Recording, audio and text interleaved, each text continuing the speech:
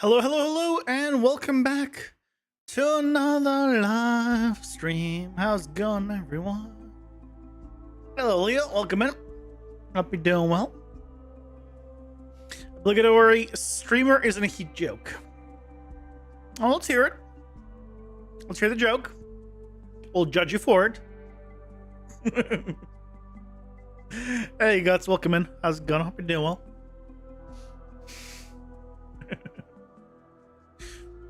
Plugin updates. Oh, for previous version of Unreal. Not as exciting. And I hope you guys are doing well. Happy Tuesday. It's hot here.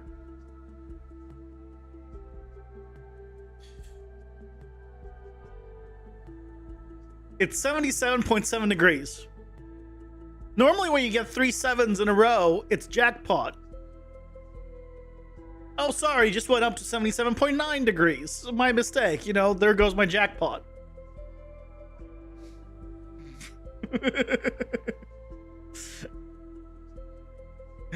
Hello, Scandalous. Welcome in. How's it going? Hope you're doing well. This is indoors. This is not outdoors, Leo. Indoors. I don't know what it is in Celsius. Don't ask me. Convert it. What are my PC specs? 4080, 64 gigs of RAM, and an i9. My fault. I am that hot. Call me hot, Guts. Are you calling me hot? I mean, I appreciate it. You know, it's normally nobody really calls me hot, but you know. You're at 37 during the day indoors, sometimes 40. That's miserable. How do you? Like, this is with an air conditioning central, well, not central, like an air conditioning system built in, and a window AC unit. Like, if I stand like a little to the left, where the doorway is, it's a lot better. Because that's in the blast of the air conditioner, but where I am, oh, sorry, yeah, it's going up. Look, guys, it's 78.4. 78.4 now.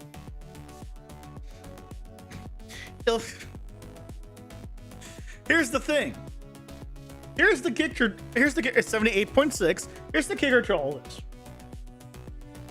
I should probably launch Unreal also.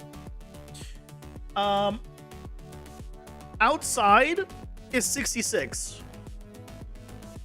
If you're in the shade, outside is 66. Tomorrow is going to be 77. So, oh boy, I can't wait. Turn off the PC. You want me to end stream? My landlord hates me, and so does the sun. I mean, that's possible. Sun definitely hates me. I definitely hate the sun too. You know, it's mutual, so it's fair.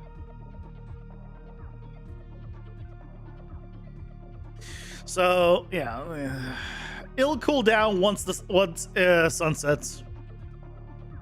In the meantime, hey, look, there's my computer, and that's the little antenna on top of the computer. I don't know why it has this angle there. I guess it's because it's square, but I guess it is like angled at the corners, and with the angle of the light, I guess that's how it shows.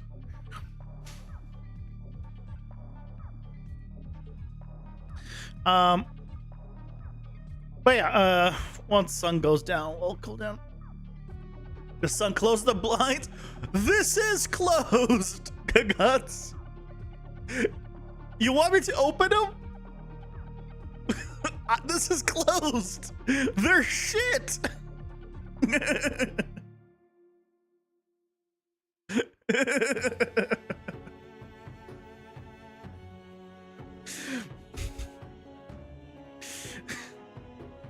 I want to get rid of him.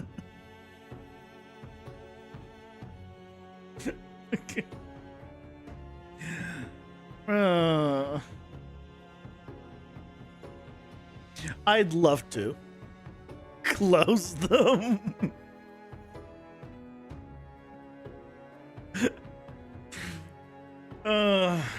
Yeah, so 78.6 now.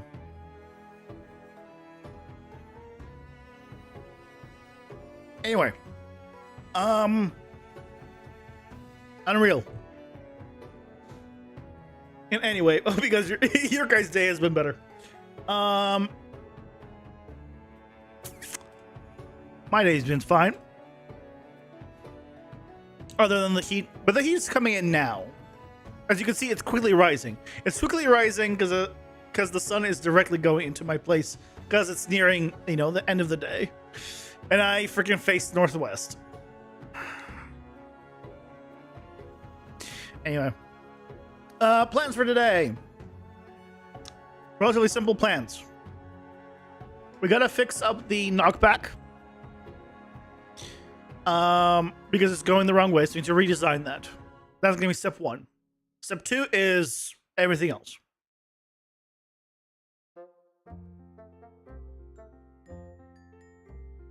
You've been slamming your head into a desk?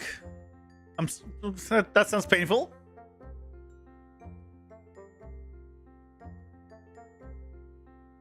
At Chaos Buoyancy?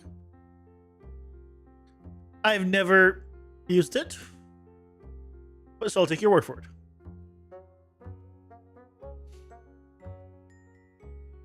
You got productive today and was learning ZBrush. Nice. I haven't used ZBrush.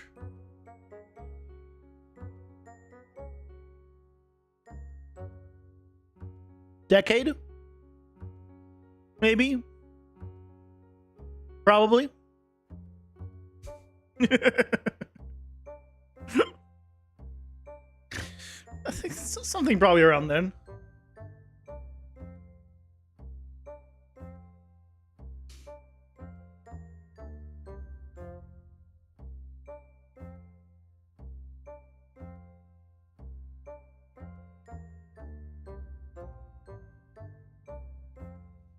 This is what we gotta change.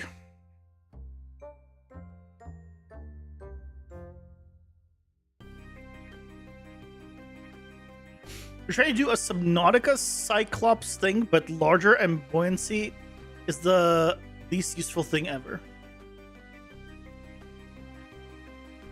I've never played Subnautica, so I don't quite relate. I've seen it. I think I own it, because I think I got it probably for free in some pack. But yeah, don't know too much.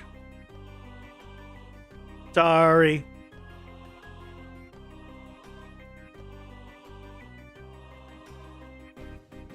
It is what it is.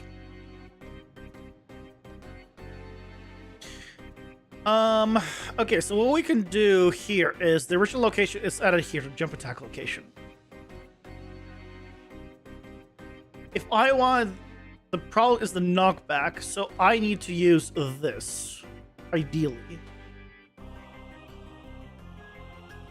I should really just rename this from jump attack location to just attack locations.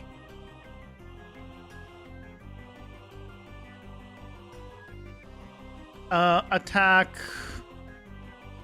locations.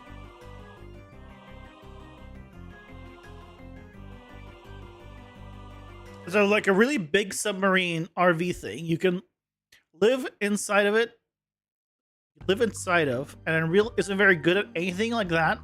So your options to do buoyancy by yourself or continue slam head to desk. Well, what? If you want to do a submarine, it's no different than creating a flying creature, right? There's 3-dimensional movement. Just instead of in air, it's in water. But other than that, it's the same, right? Do you need buoyancy? I don't know what it does. I know what buoyancy is in the real world. It keeps things afloat. But if you're making a submarine, then it does. You don't want buoyancy, right? So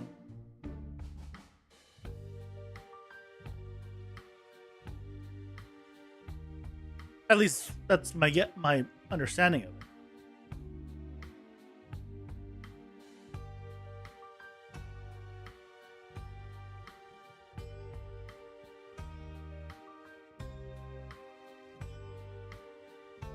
Hello, Dark. Welcome in. How's it going? Hope you're doing well.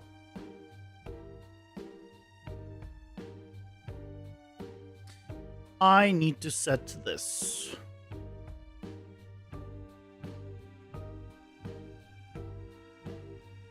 Oh, you know what I can do? Hold on. Here's what I can do.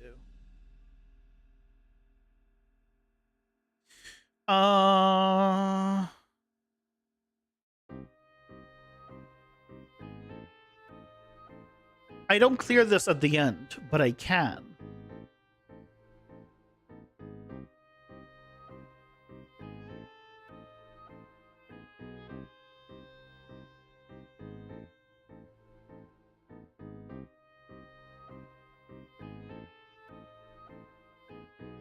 I can clear it here.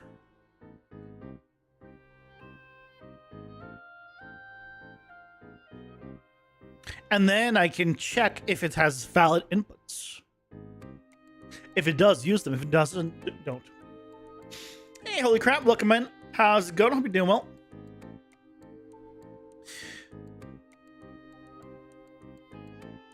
You're trying to convince yourself. Really, don't be trying to convince yourself that you are. Trying to do flying thing. Attack an idle. Swatty. I don't know what that is. But best of luck. All I would do is figure out the 3-dimensional movement. And then, which many different ways you might want to do that. And then once you get to a certain height, just have it so it checks if you're trying to move up above a certain point and stops it. And then when you get to a certain point, maybe it'll play like a movement animation until you press to go down again. And then it'll stop that movement animation. That's it. But that game's going well. Game's going well. Have a good night, Scandalous. Have a good night. I'm gonna try doing a get 1.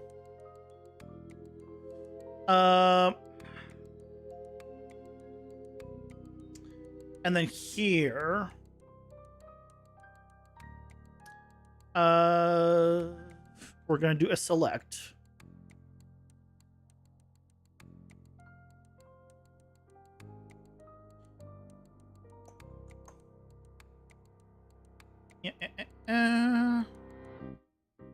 We're going to select based off of whether this is valid.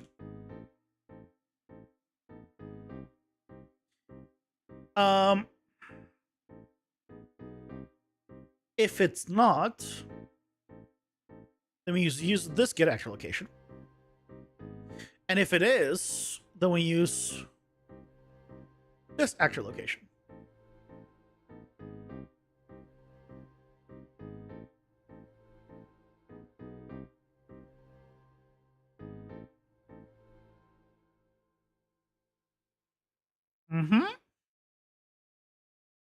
And theoretically, this should fix everything we need. Let's find out.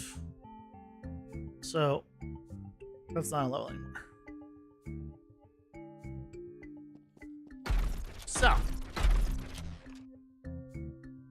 Okay. I got knocked back in the correct direction. I'm getting knocked back in the correct direction.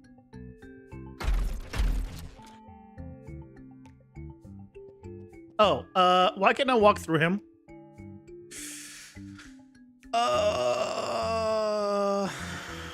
Wait, what? Why are we doing this just for...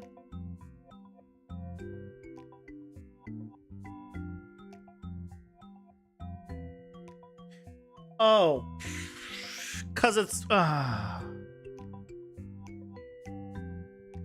Can I just repeat something I've said in the past? I hate select nodes, and I love select nodes at the same time.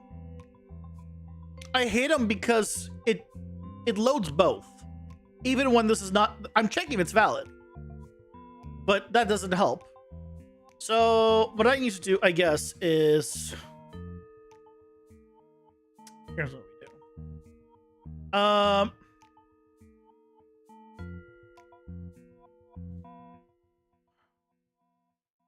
Is valid.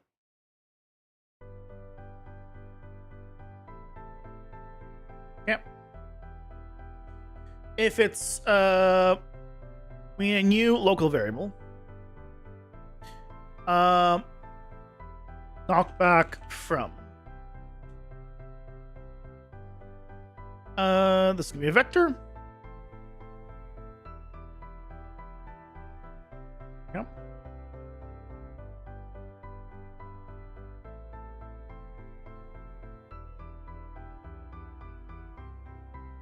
So if this is valid,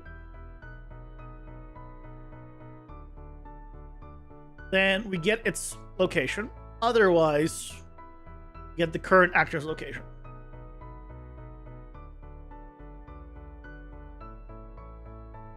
Yep. Then we use the knockback from instead of all this. And this way we don't have to use a select node, because apparently select nodes are the worst in this scenario.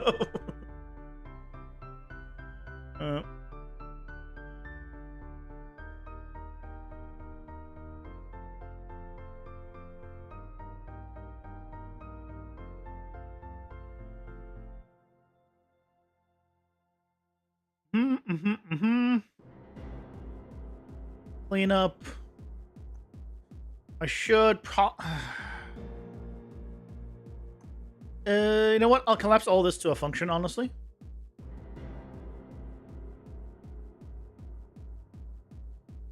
I'll collapse all of this to a function. Yep. Knockback.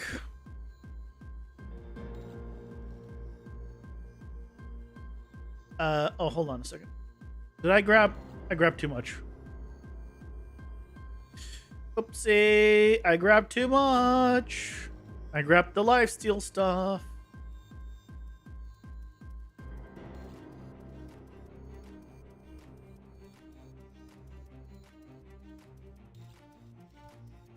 Knockback.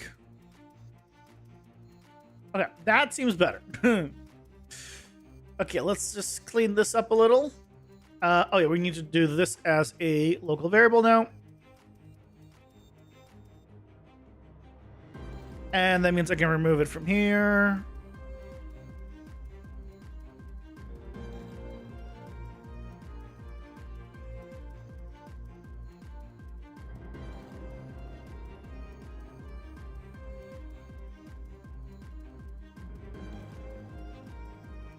Are we good?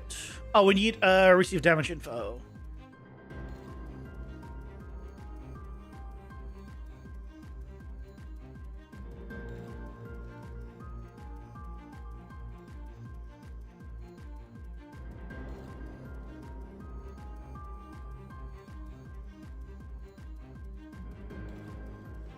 Okay, get receive damage info, plug that in.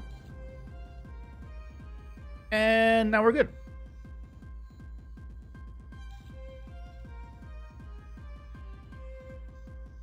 Theoretically.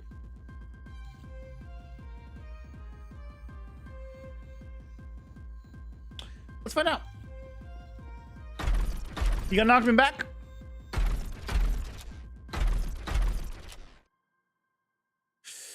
That's not where you're supposed to knock me back from. Why?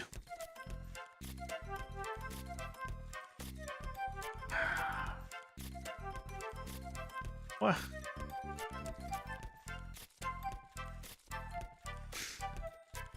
Why?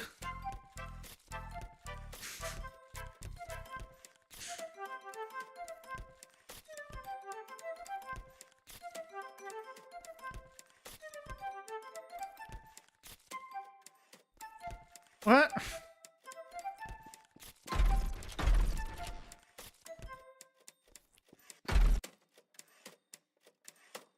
That was fine.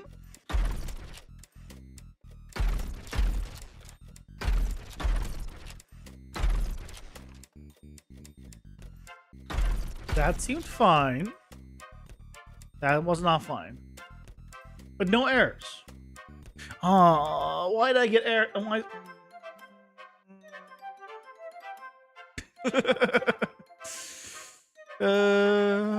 What's the problem?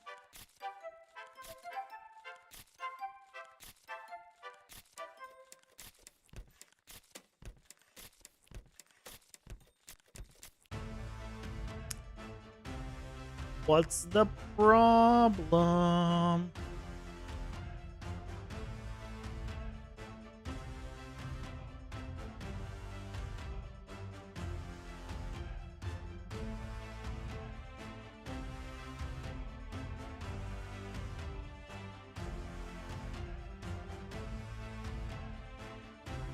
Well, knockback from should be actor location. Wait. Wait. This isn't the one who got hit. Oh, I need to, I need a damage dealer here. So I need, character base. Damage dealer. Because...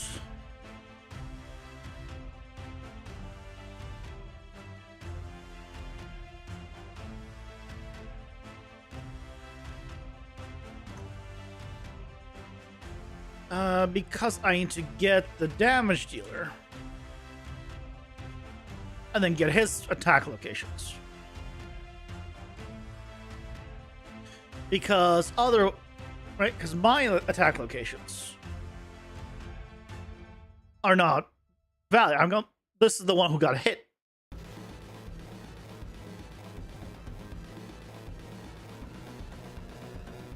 This is the one who got hit. So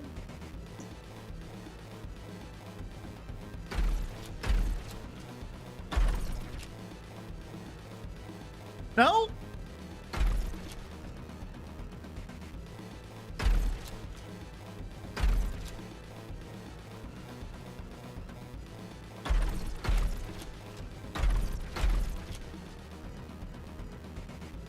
Why was the first one bad? Why is everyone after that fine?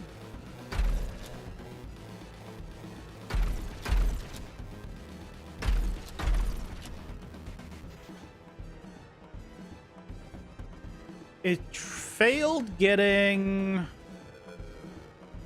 this. It failed to trace. But hold is true. So that means here. This is on end of animation. Oh, it's not an end of it's not an end of animation. I need to do this on end of animation. So instead of here, I should do it here.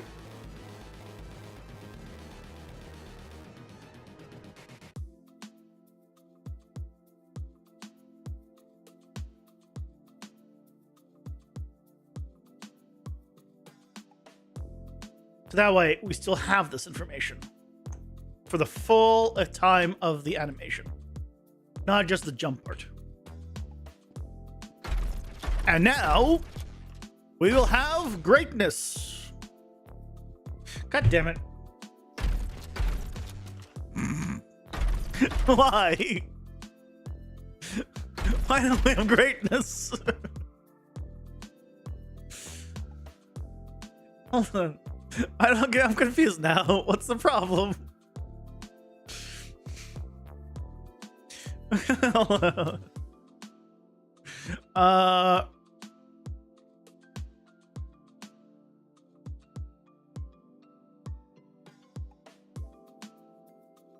This should be fine now. The tracing.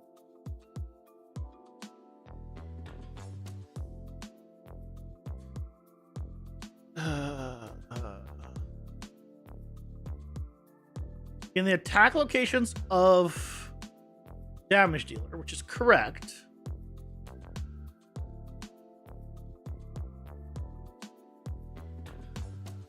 It should be from here. Let's find out if it's from here.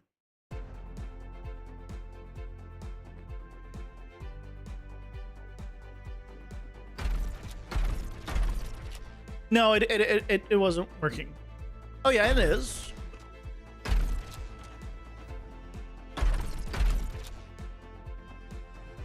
It says hello. So the problem is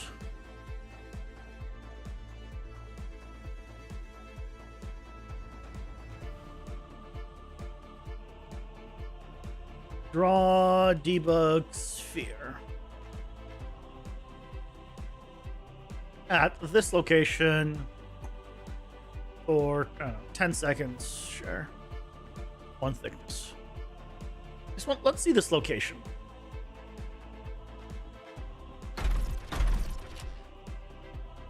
That is the location.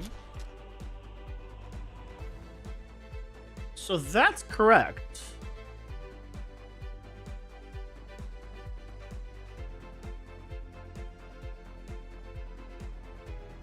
Oh, it's because the end location is not correct. I need to.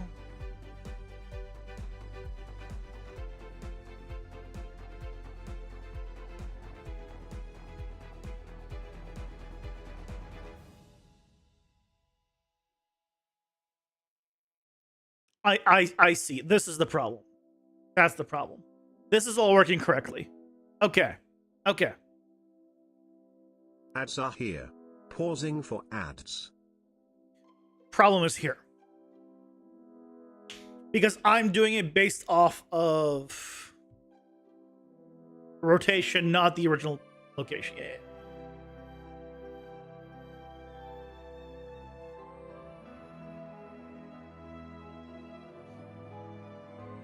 So instead of this, I should be using knockback from, I'm pretty sure.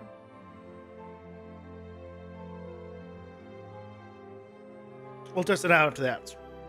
And then theoretically we will have perfection.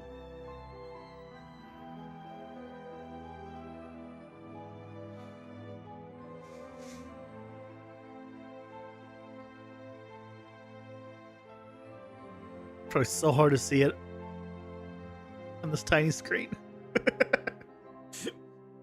78.8. Help! Said help. Here, I even have a Celsius switch. Oh, it just hit 79. 26.1. God. Oh, 79.3 now.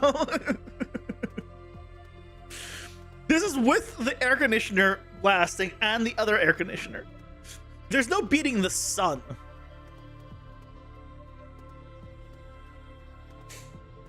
I hate this thing. This thing sucks. This thing right here, not the wall.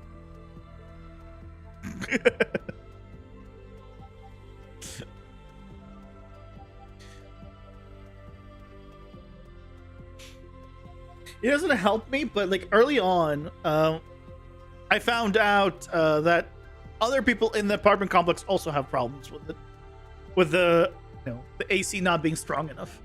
I'm not the only one. It doesn't help me. It doesn't make me feel any better. But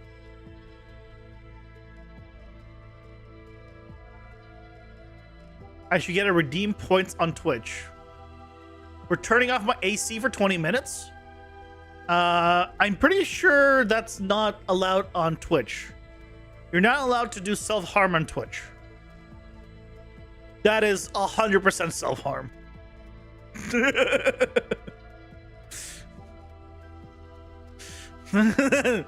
If I'm miserable now, doing that is 100% self-harm.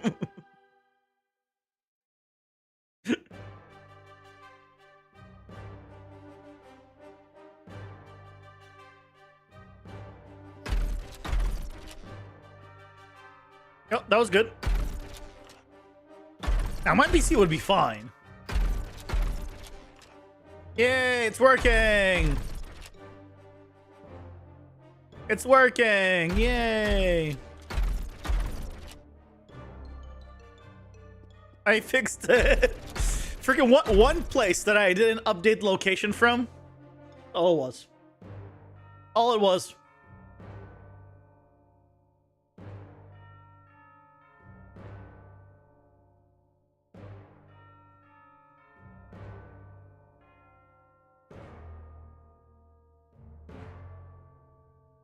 Okay.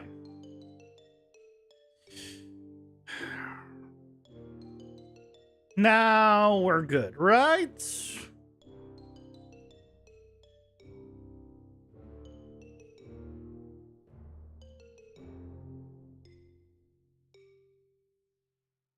I think now we're good. Just clean this up a bit. And yay. Oh. So now we have a knockback system that works with both. Well, should work with both. I don't think I have knockback set up on you. Oh, also, wait, I could go through you. I'm pretty sure. Didn't we find out that you can go through me? Yeah, why can't I go through you right now? That should not be the case. I should... Okay. So let's fix that now. I should not be able to go through the damn enemy after he does attack. Oh, it's because this is freaking ignore still. Block, please. So he just turned off his collision and then never turned it back on. Okay. Yay, now it blocks. Yay, and knockback there works fine too.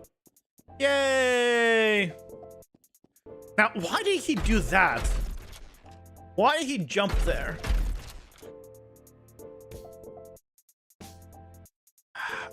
Why did he jump there?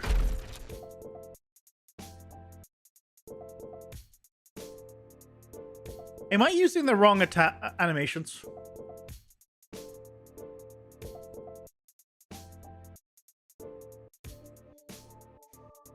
Oh, I'm on the wrong.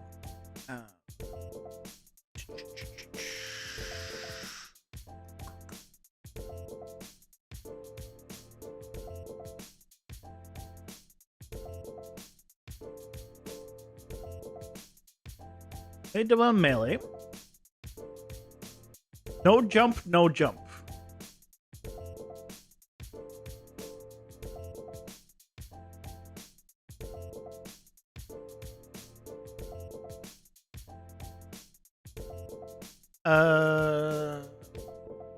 Wait.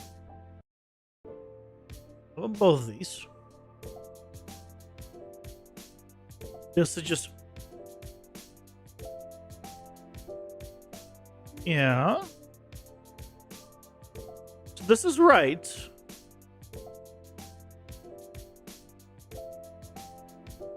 So that's all correct. So is the problem then in the state tree? No, because it says attack B.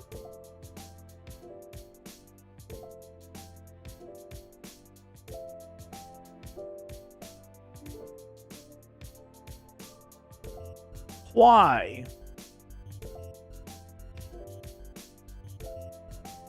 Why does he jump?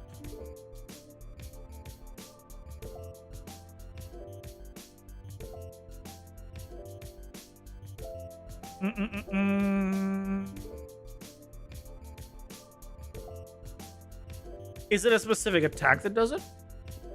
Or a specific animation that does it?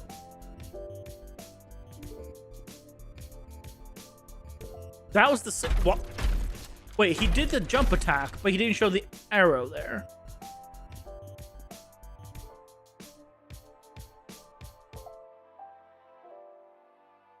Because he definitely did the jump attack. Yeah, he's doing the jump attack there.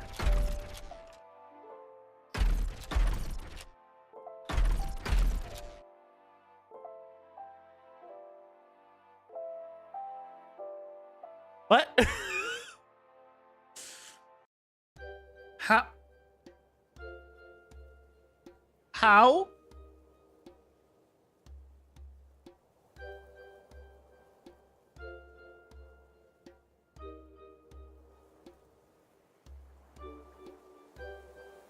How?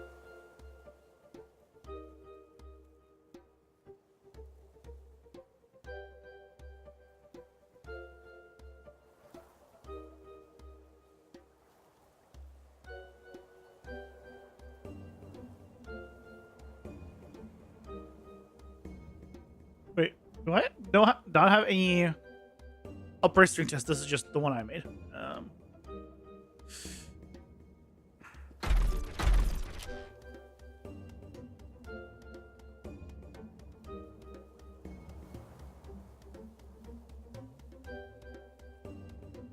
Oh, Link's state cannot have child.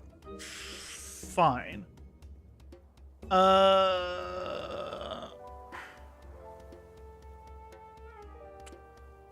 Fine.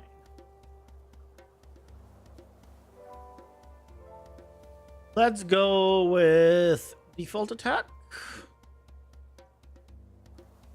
I just want to do a little print string here.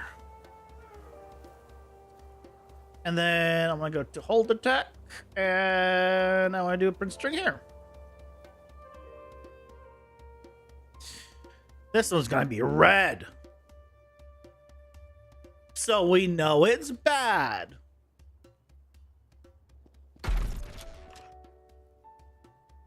Okay, that was good. That was good. But how did he... What? So he did basic attack. No. Yeah.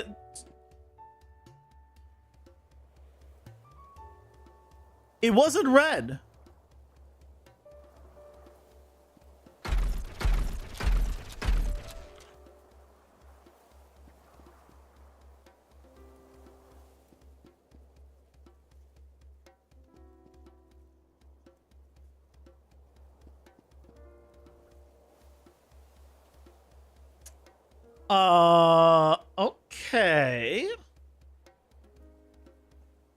Okay. Okay.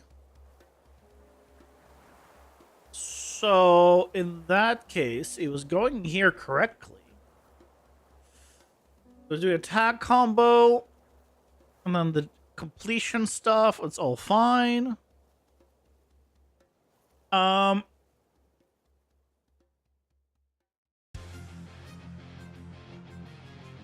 Only thing I can think of is to re-add the pause attacks.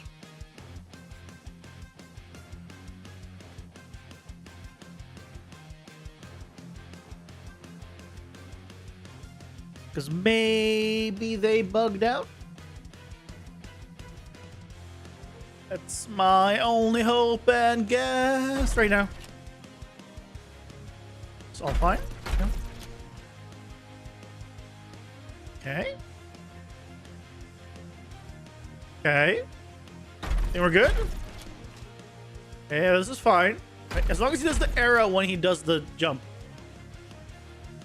Maybe it was just bugged out. And you just need a little refresher. Now, I've seen weirder stuff. Seems fine so far.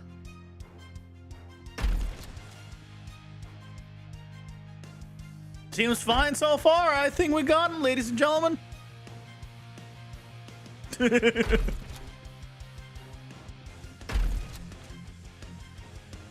I'll be honest. I am glad I changed it to this kind of attack.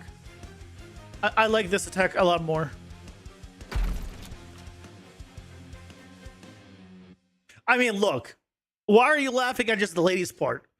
You should be laughing at the gentleman part too. How many of you guys are actual gentlemen? You're men. I don't know about the gentleman part though. Ain't nothing gentlemanly about you.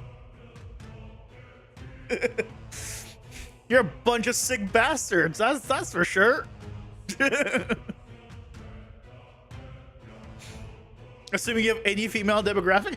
Technically, overall on the channel, I do.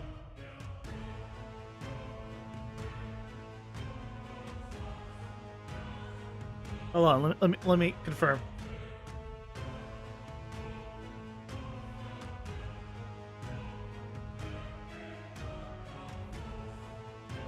God, verify it's you again. Thanks. Thanks, Google. I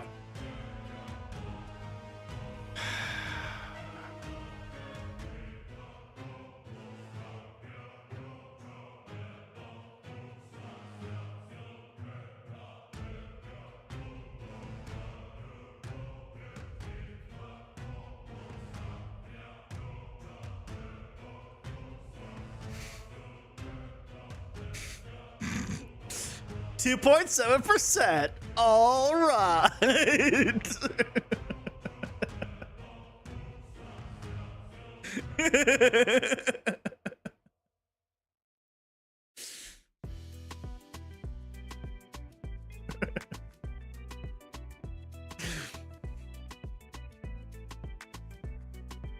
Now, if I was to look at the latest few videos, the last video, which was the PCG EX1, has 0%. The one before that has 0%. The one before that has 0%. And the one before that also has 0%. So, if you're wondering where this 2.7% comes from, I'm pretty sure it was the shorts. The YouTube shorts that just tried to put it everywhere. And that's the 2.7%.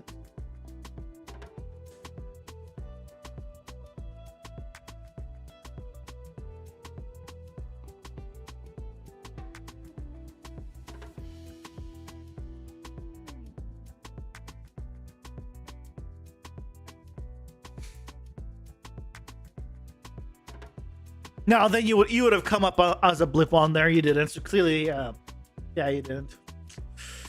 Yeah.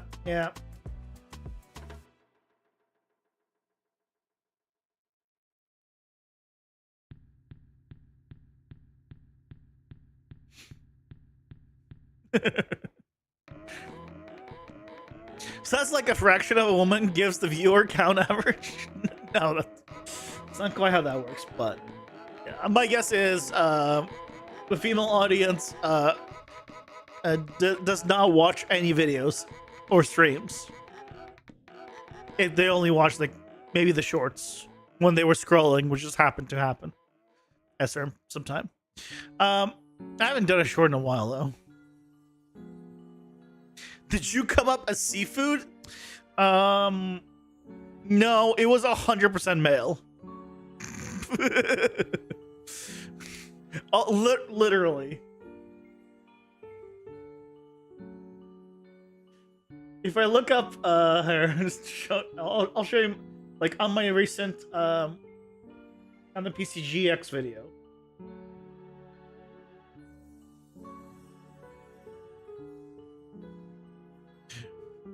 "100% male."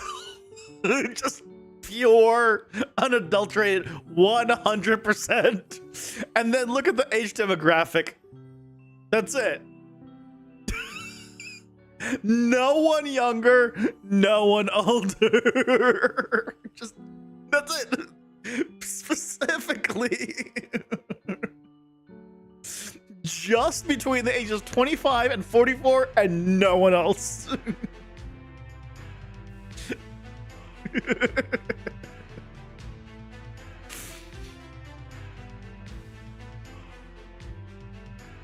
Hold on, let me get another thing.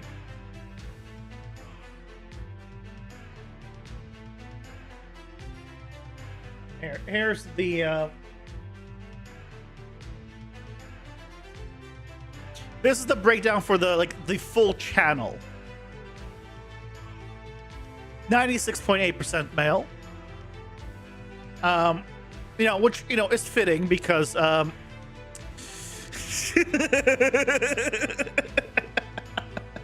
I'm just saying, it has the shape of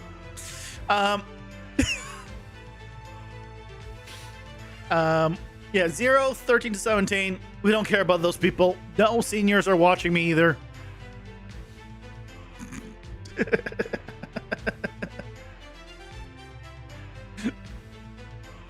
Yeah, that is my actual global. Oh, global over the last 28 days. Specific.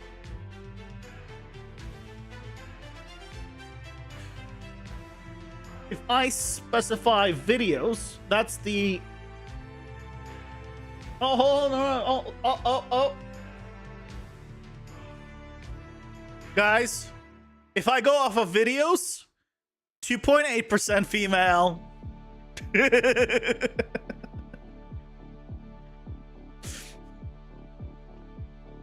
Underage people, you really are no longer a Minecraft YouTuber, I see.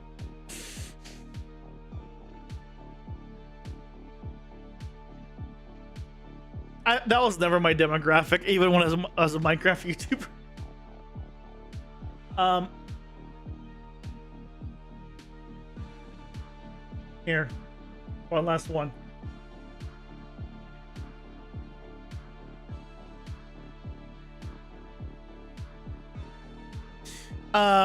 This is live stream.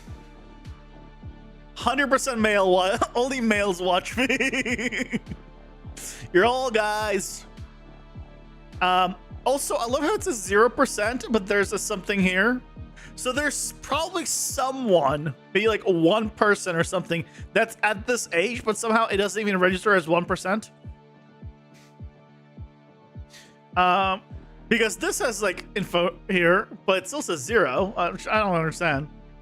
But basically, this is my my entire live stream demographic is between 25 and 44, and male.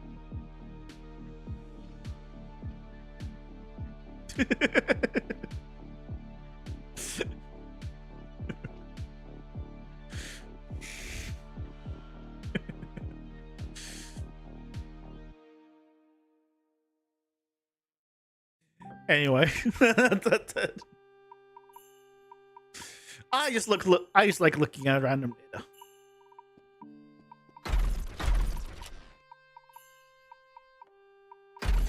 Okay.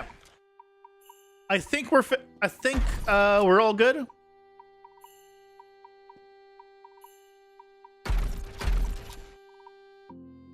No. He doesn't go through me anymore. Awesome. Okay. Now, I want to officially announce we have finished the bosses. Now, before we stop working on the bosses,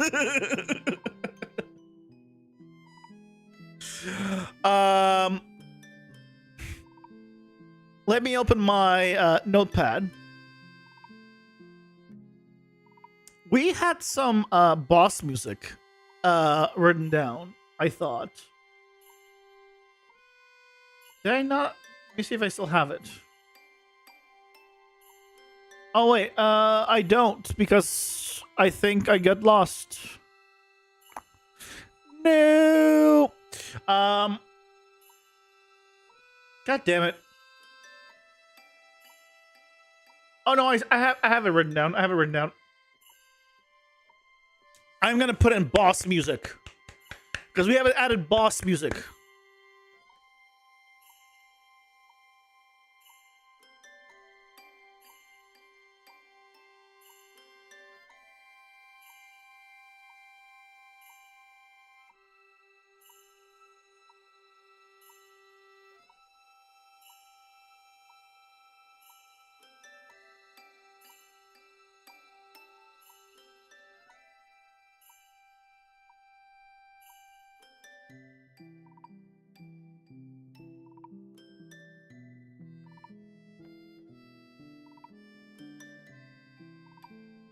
Okay.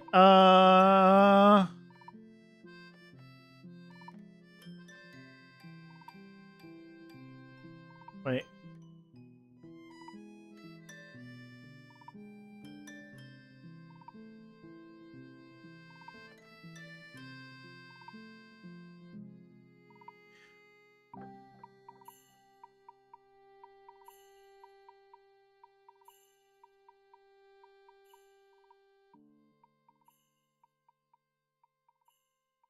Okay. I found the music. So, we need some music.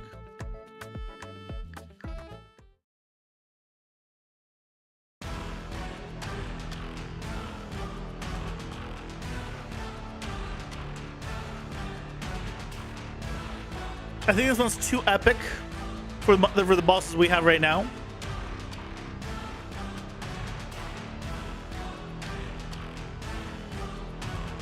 I think this deserves like a big, like, really epic boss. Okay. There's a soundtrack called Beast Mode.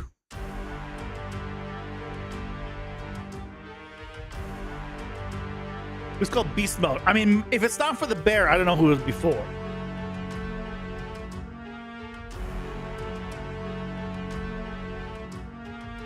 Need something cybernetic for the bear? I don't have like enough like epic boss music that's also like cybernetic, but I mean, this one's called Beast Mode. I mean, hope is gone.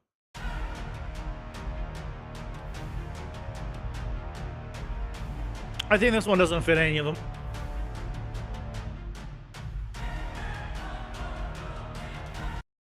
Too epic. Then we have Hope is here. These are very epic, but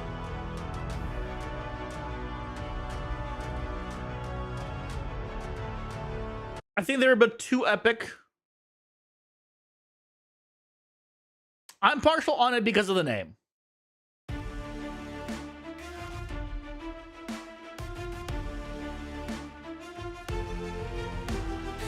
Otherwise,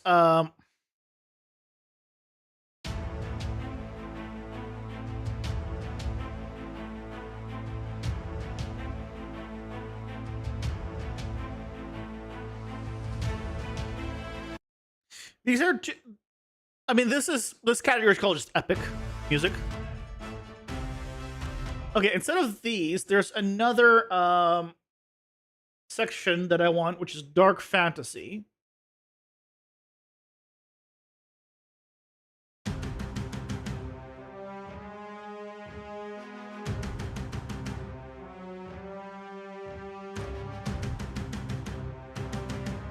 That can work.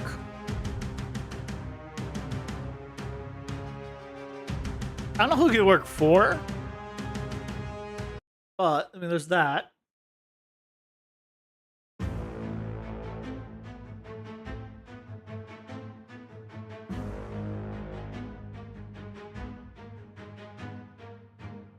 Would you consider changing the music based on the boss face? I think, like, in the long term, yeah. I just don't have enough music to change. I barely have enough music to select one that would fit the bosses. So, yeah, in the long term, yeah, it'd be great to have the music change and adapt. Yeah, sure. But I don't have enough for, like, all the bosses to have multi-phase music that also fits them. This one might be fine for Spider.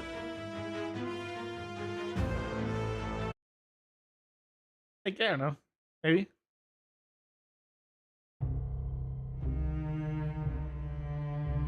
Oh, actually, this one maybe for the Spider. To buy more?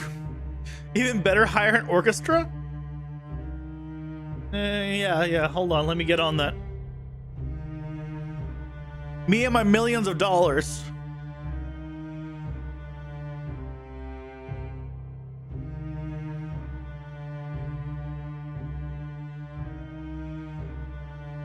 mean, it's not bad. Maybe for the spider, actually. Good, problem solved. Good. This one's two. This one's called High Hopes. Yeah, it's 2 High Hopes.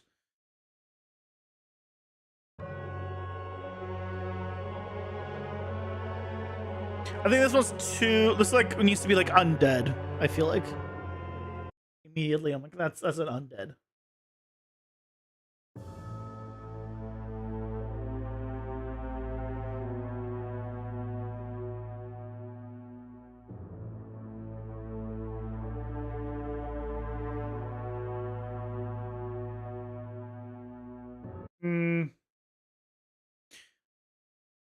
The Beast.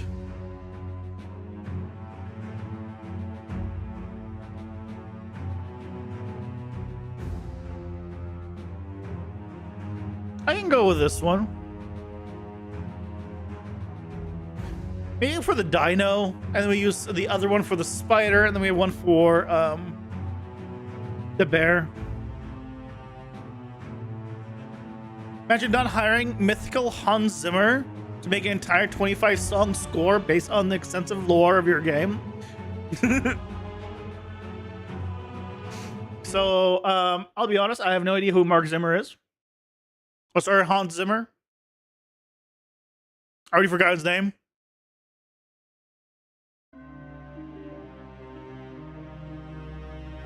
Nope.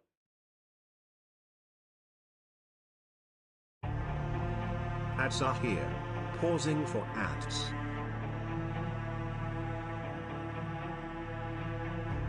The guy behind the Dune soundtrack. Well, I guess as someone that doesn't play or watch Dune, makes sense why I don't know them.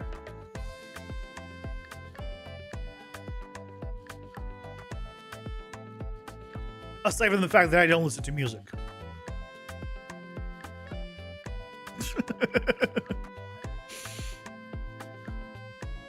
I don't really watch TV shows. I don't watch movies. I don't listen to music. Well, technically, I do watch some technically TV shows. I just watch them on YouTube. Interstellar, seen it. Inception, seen it. Lion King, the original Disney one, seen it. The Dark Knight, I think saw it as well, actually, surprisingly. Surprisingly, I think I've watched all of those. Interstellar I enjoyed. Inception was kind of meh. The Lion King, I mean, it's Disney. It's an original Disney movie. They're all great. I think Lion King was one of the lesser ones that I enjoyed, I think. Although maybe I'm thinking of Lion King 1.5. There were like some weird ones. There were weird spin-offs. So maybe I'm just confusing all of those. The Dark Knight, I watched the Batman stuff, the Batman one.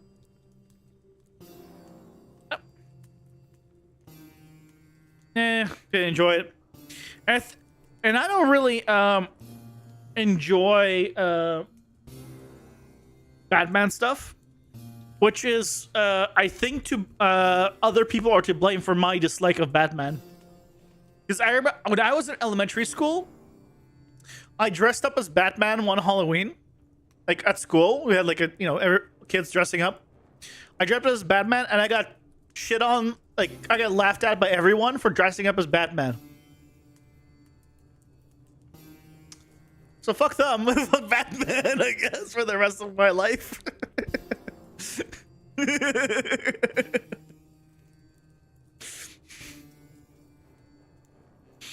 That was, I guess, what I decided.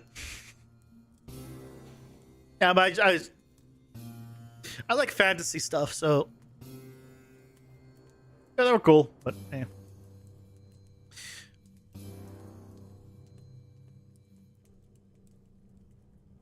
Hello, Code. Welcome in. How's it going? I hope you're doing well. Batman saves lives. Does he though? Does he?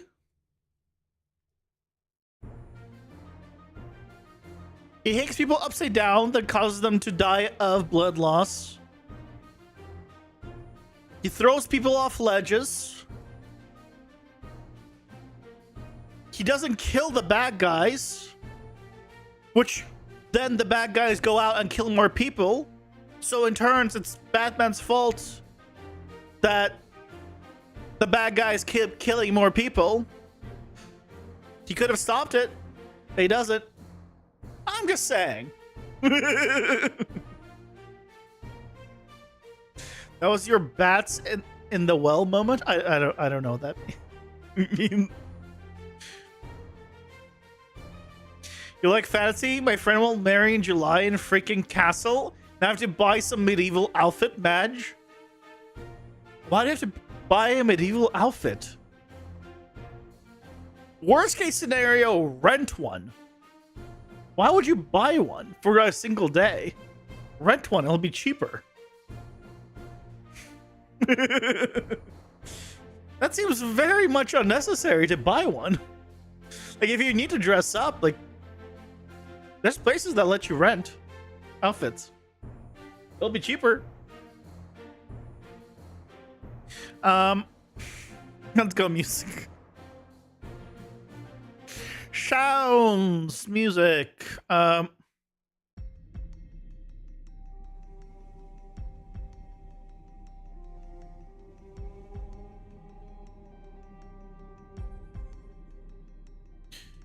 Dark fantasy. Because you all be wearing medieval clothes and people don't rent that stuff? Why not? I'm sure if you looked it up, you could probably find some. But to be fair, I don't know what it's like where you live. But you'd be surprised.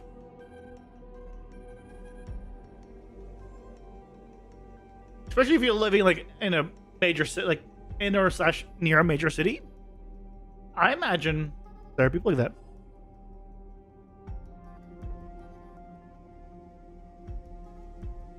All the places specifically say we don't rent. Fair. Do they have a return policy? Do they have a return policy? Can you try it on? Oh, you tried it on for a day. It didn't fit very well. Yeah, that's definitely evil.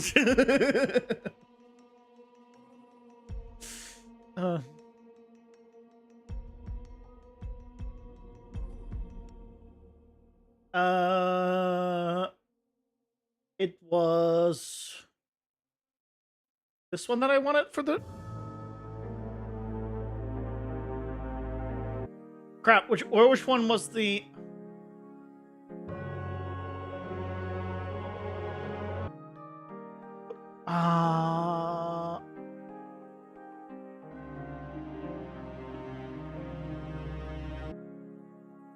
What was the one that was? Oh, it's Enter Cautiously, wasn't it? No.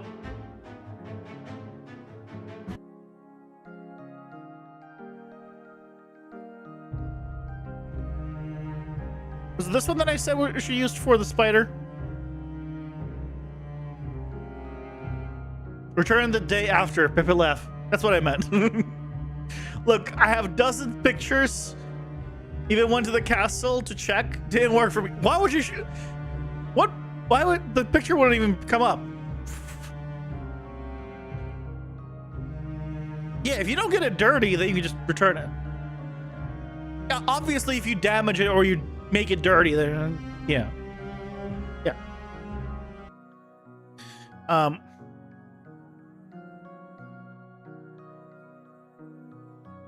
Different story, but the reason why I say that is because I know people that have done that.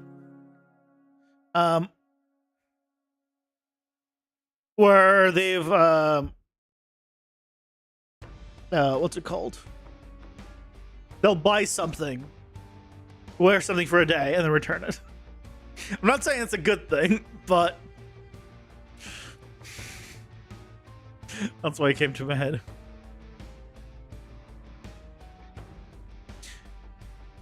Also, a freaking castle. What Nordic country? He does not live in a Nordic country.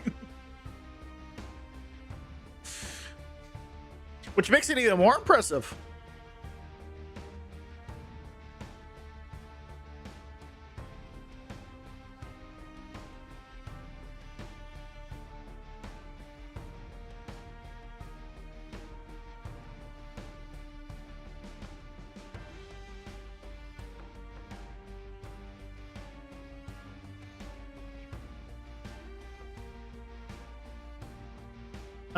This is Great Spider.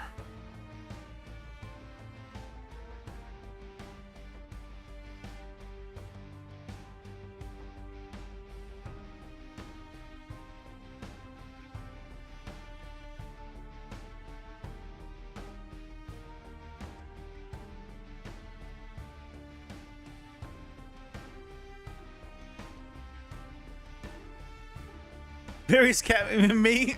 Look, I barely ever buy clothes.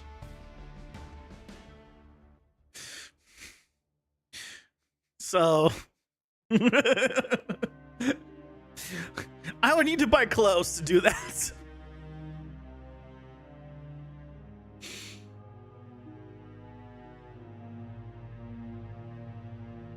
Like, I have clothes that are like over a decade old. No, like the only things that I typically have to keep buying is like underwear and socks, because those get worn out. Pretty much, mostly everything else you don't have to buy very often.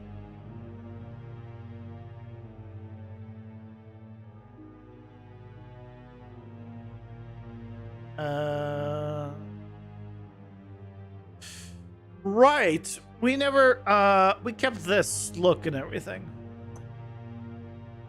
Put you here.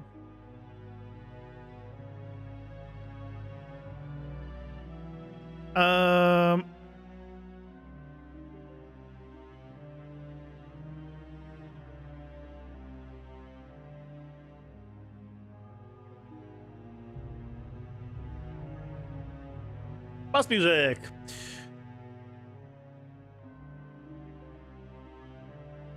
Hey, Patrol, welcome in. How's it going? Hope you're doing well. You walked around on a boat, and you're going for a boat ride on the 9th. Nice. Enjoy.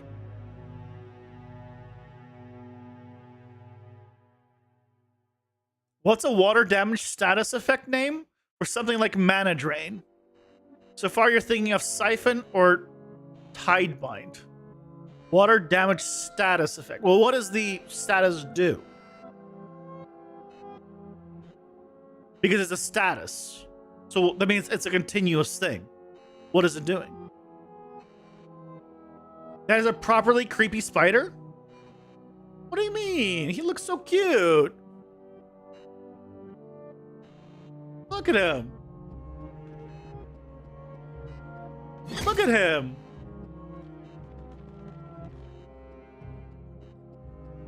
It's so cute.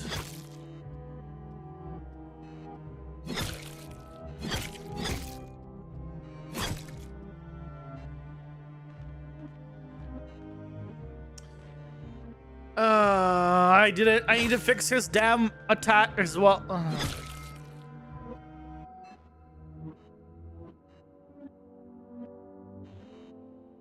I need to fix his attack, because this was before I realized what I needed to do.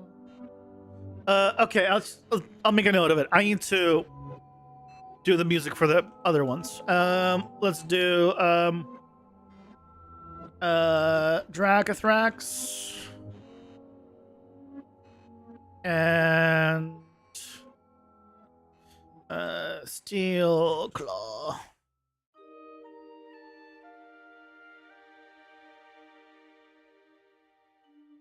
It's a mana drain status effect, basically. So why don't you just call it mana drain? I mean, I'll ask a stupid question, right? Why don't you just call it mana drain then? Thanks, Code. I appreciate it.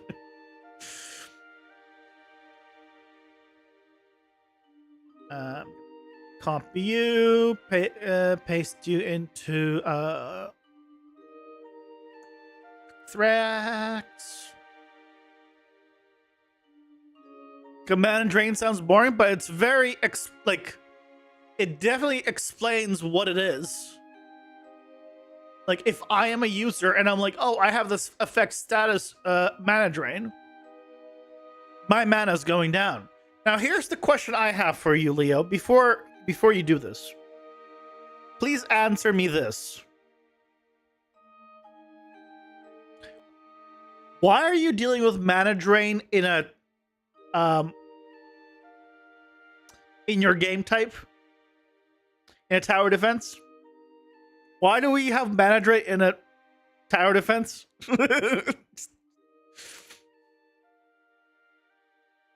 Hey, SP45, welcome in. How's it going? Hope you're doing well. Aqua leech? That sounds like you're leeching water. I feel like you have to use the word of the currency it is, right? If it was health, I'd be calling it health drain. Mana would be mana drain. Why do we have a deck builder in your game, Madge? I didn't say that it's you can't have it. I just want an explanation. If there's a reason for it, great. Don't worry, it's part of a game mechanic. Good. Took the spider and made flip books of 8 different angles so that you could have 100 of them on screen.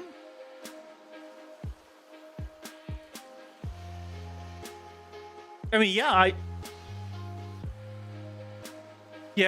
you could have that in my game.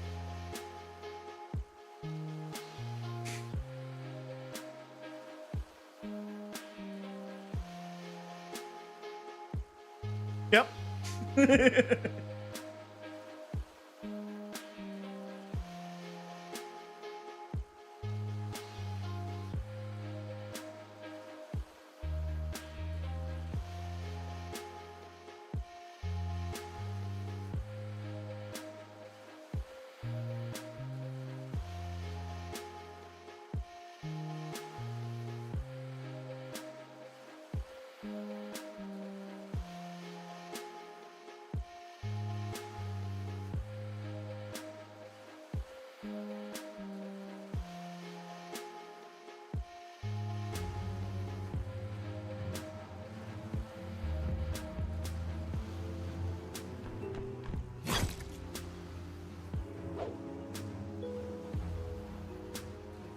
Oh crap, I forgot about the homing attacks. Oh god. On top of everything, I forgot we gave him homing attacks. Shit.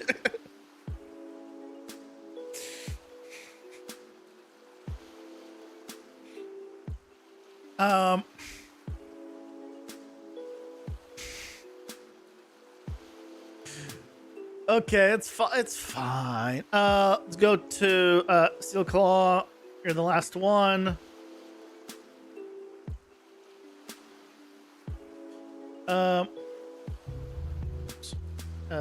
You're gonna go here.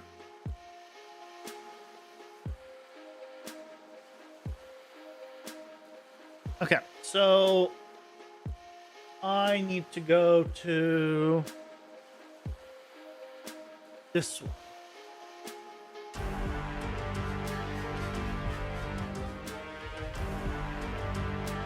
This is what we're gonna go for the bear, because we will.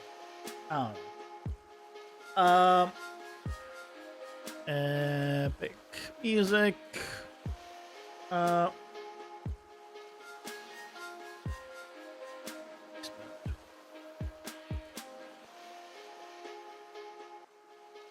answer your question, some of the enemies you'll fight will have spells that buff their allies or disable towers. You can use mana drain on them to prevent it.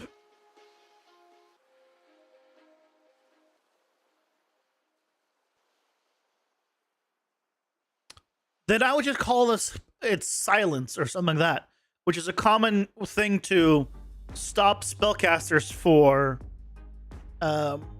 from doing abilities and casting spells.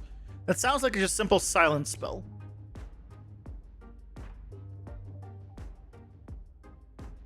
So I just call it silence or something of that nature.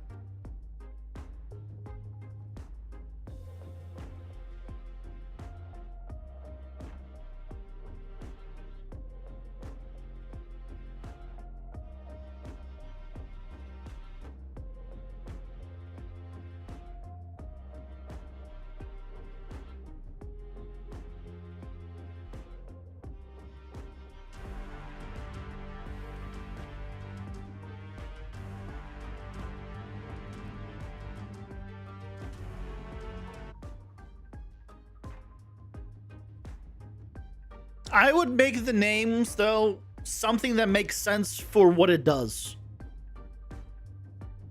That would be my number one priority. Make the name something that makes sense for what it does.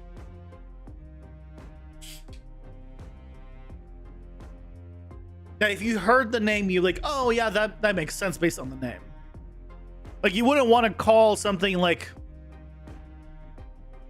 I don't know, rickety knee.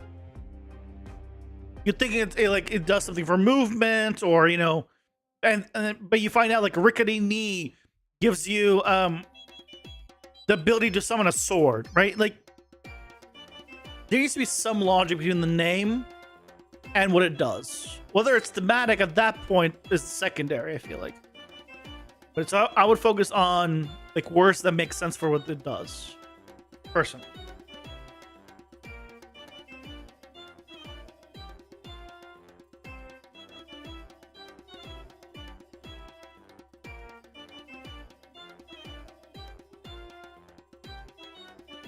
Lion Shadow really OP so far?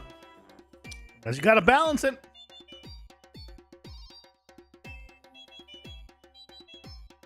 Okay, you got it. We believe.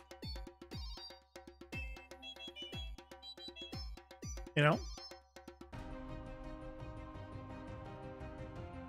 I can remove this box technically, but I don't feel like moving him to a new...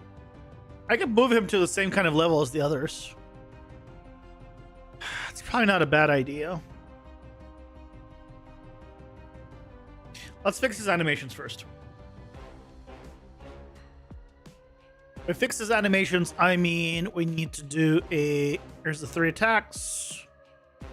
We need to do take all of these, duplicate them.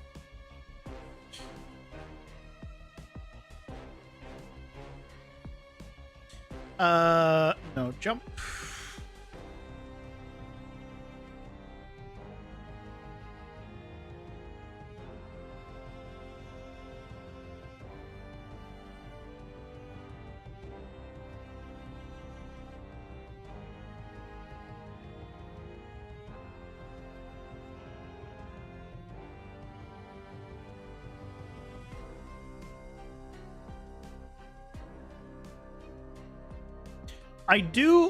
I feel like I'm gonna need to rework this at some point in the future, because I don't like the fact that I'm having to do this for every one that I have to do a separate animation sequence for it. Like, it's not a huge deal, but it's something I want to probably make into a single setup somehow.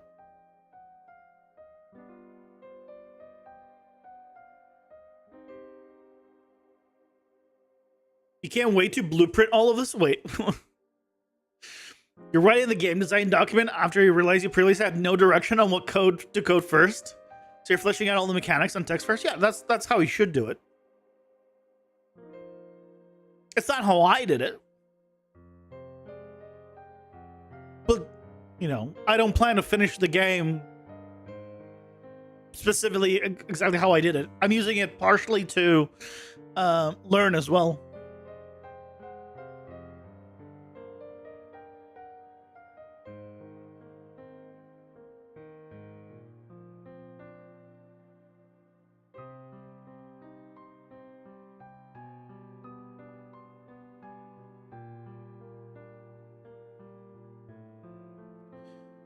Okay. So we have that. So now under you.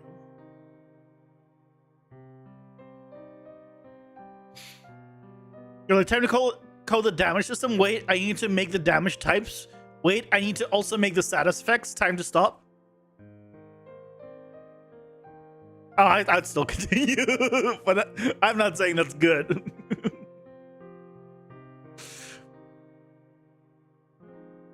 I'm very much a trial and error guy that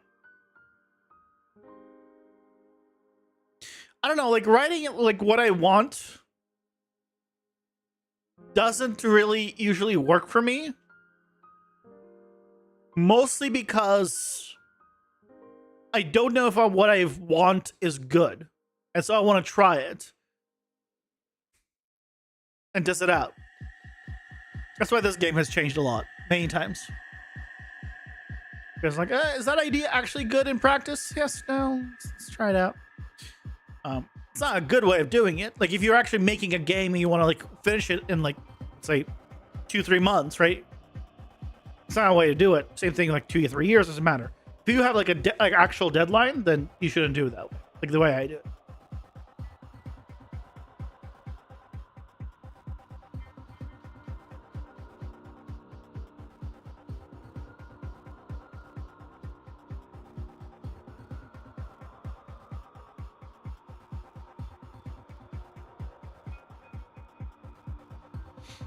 I shouldn't call it weapon stats. You call it weapon info. That's fine. We can do it on E.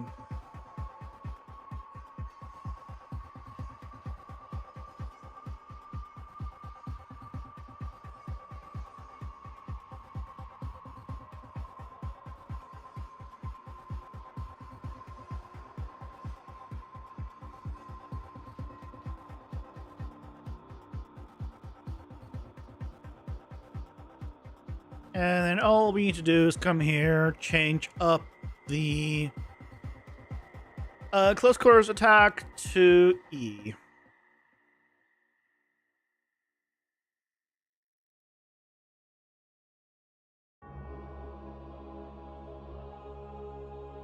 That doesn't matter anymore.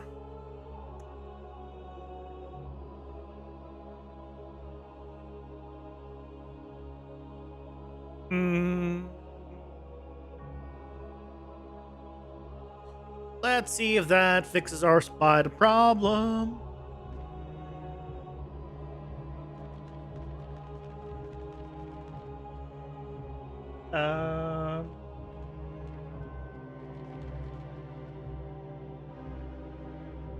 Yeah, okay.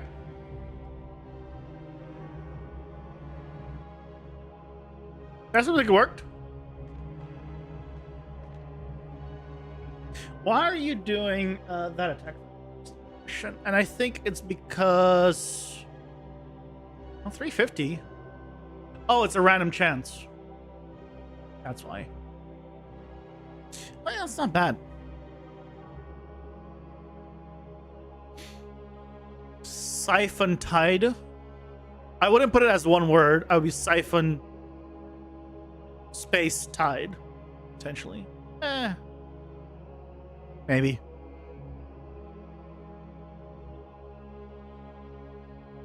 But I feel like you want to say like Siphon Tide. It'd be easier to read with the space. That's the only reason. Only reason.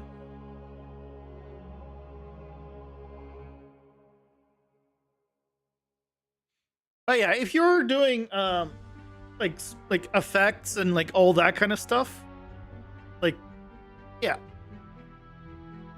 That like figuring all this out beforehand is good.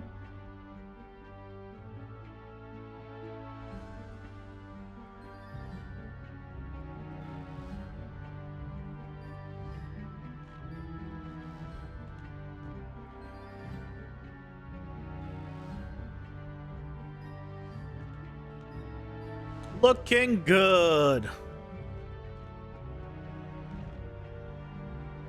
It's working. Yay! know what I want to see? I need to get him down 25%. So hold on. I want to see the little spiderlings as they attack me, because they'll be able to go through me now. So let's just get a few damage boosts here.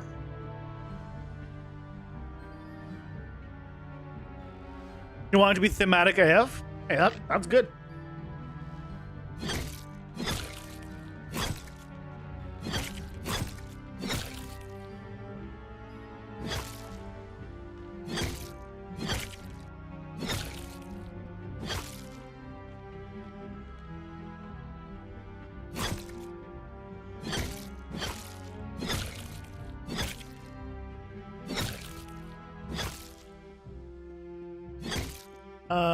Argus was... Oh, you're going up, when do you go up again? That's when. Okay, I want them to all... Oh, no, they'll hit me. They'll hit me because they're not doing hold attacks.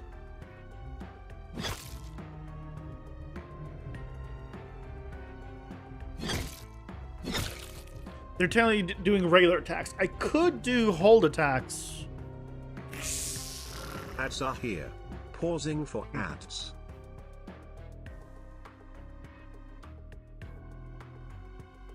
Oh, that's fine.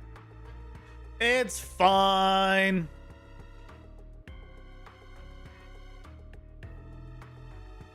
Actually, no, it's not. I gotta change it.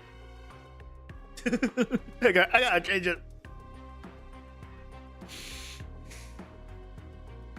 I gotta make it better.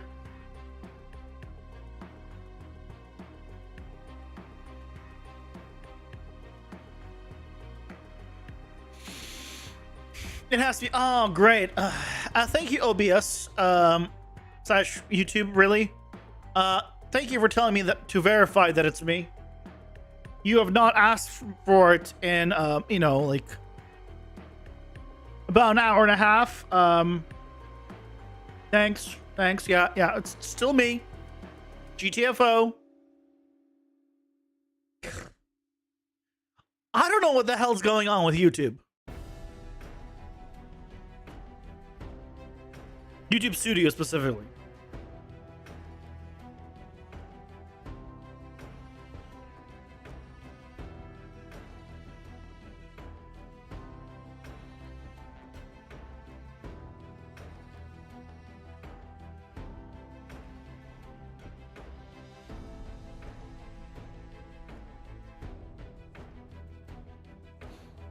Oh, you guys play Genshin.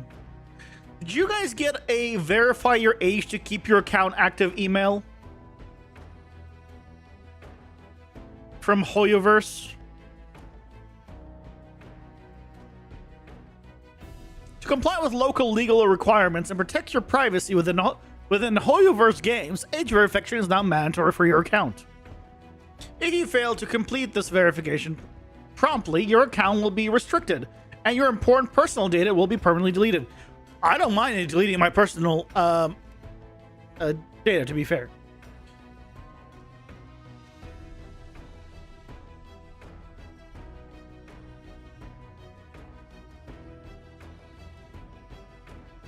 Log into your Hoyoverse account center and submit your birth year and month on age verification page. Alternatively, Genshin Impact players can submit their date of birth directly and logging into Genshin Impact. Oh, all US players and other online accounts. It will result in account suspension, permanent deletion of all personal data of a 1-year suspension period. So I guess I should do it if I ever hope to ever go back to Genshin Impact, basically. It's been, as we found out, but yesterday, that it's been 4 years, but, you know, I guess I'll do it eventually.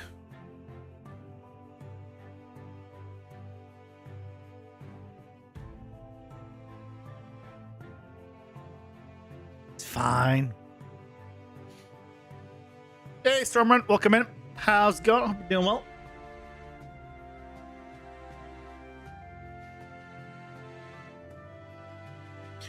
Also, why am I doing a age verification? For what? Like, people just lie on that anyway. One, the game's not rated mature, so what is the matter? I don't understand. What the hell's going on there?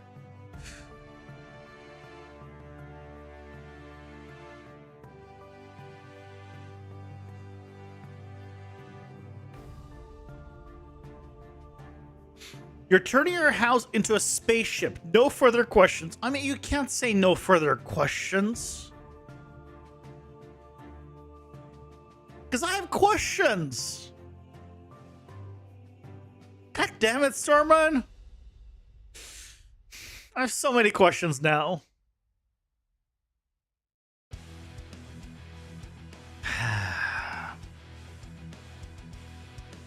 I'm not asking them because you said not to, but I want to ask my questions.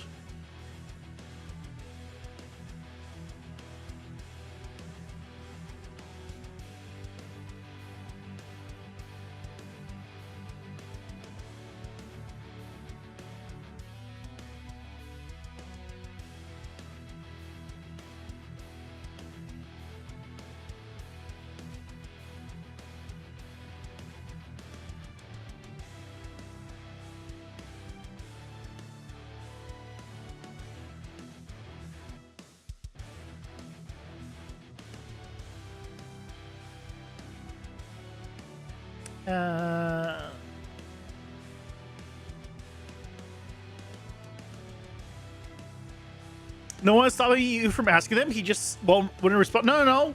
He said no further questions. That was a statement.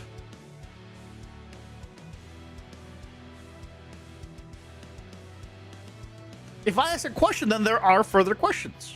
He didn't say I will answer no future questions or anything of that. He just said as a statement, no further questions. If I was to ask a question now, that means there was a further question. And we can't make Stormrun a liar. That'd be terrible. We know there's no liars in this community.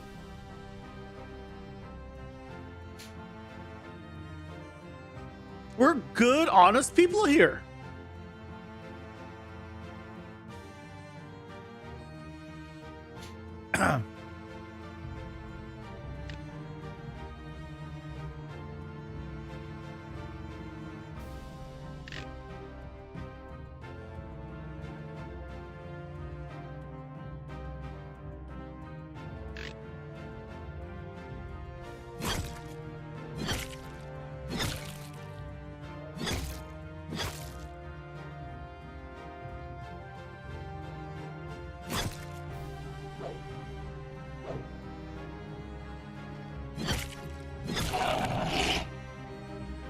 Are they gonna jump through me now?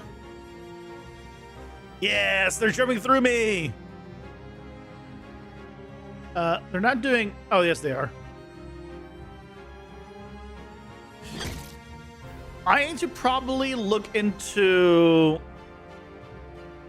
mass AI for them. Because performance ain't great.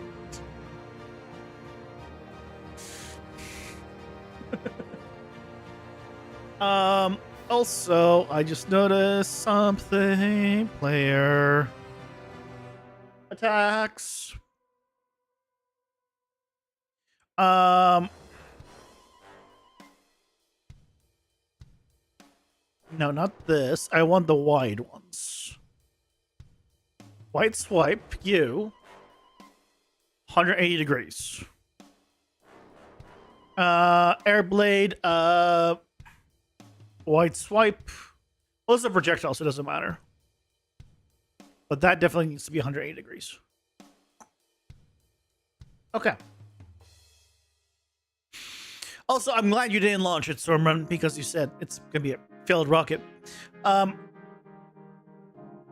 So unless that was intentional and you wanted to intentionally a failed rocket, because then it would be on its side, and maybe you could have a cool sideways destroyed rocket, and you can live inside the rocket, and that'd be cool. There's not much space in a rocket.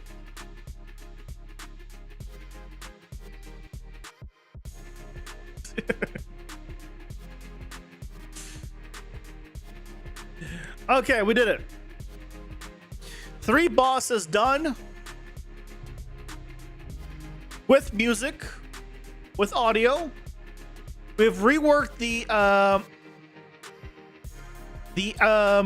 combat. Where now the enemy attacks actually go through you. And each other, technically. They don't get body blocked by each other in melee, which is great.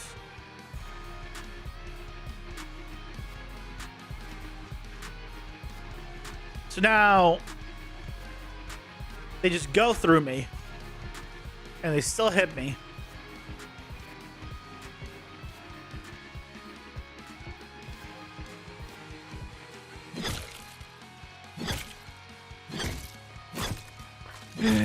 It works great.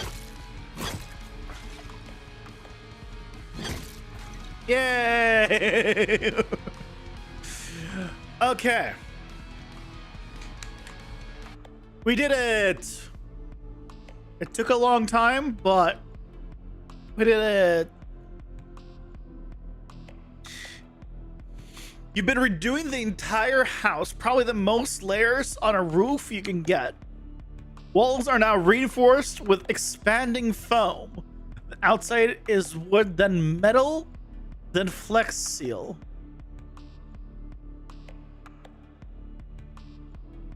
What?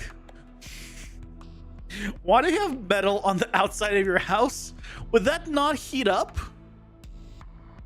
Would that not be bad?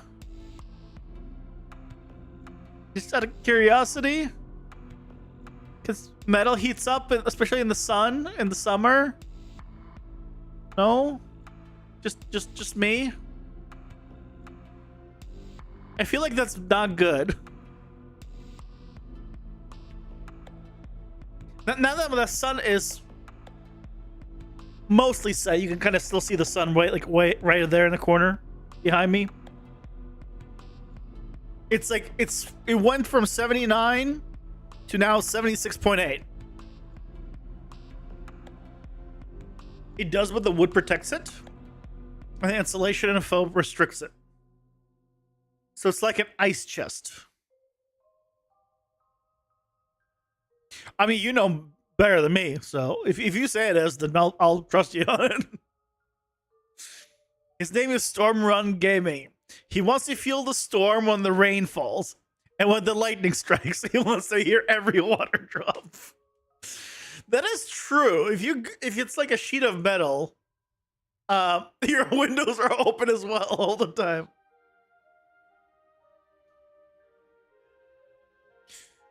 I mean, weren't your windows leaking at one point? Or is that why you keep your windows open now? Because there was no difference.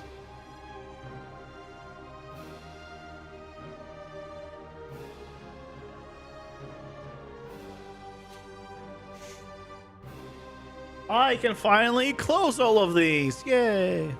You fixed that. Good. They have to be open because of the cat pen you built. Why don't you put in like a cat door? A kitty cat door. Door for cats. Small door for kitty cats.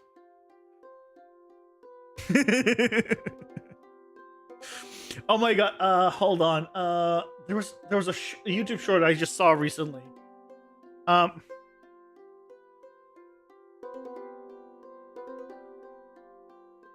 Okay, can I find it?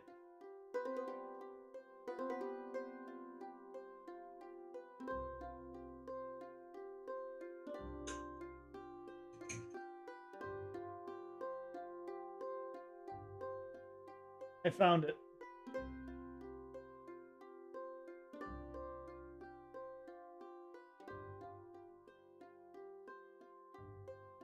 I found it. Um,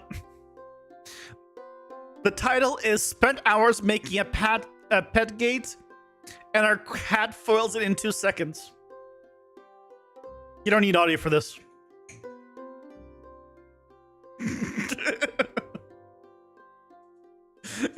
He built a full gate to keep the cat out of this area unless the gate was open. And he forgot the little detail that cats are fluid and then they just go through anything. Just...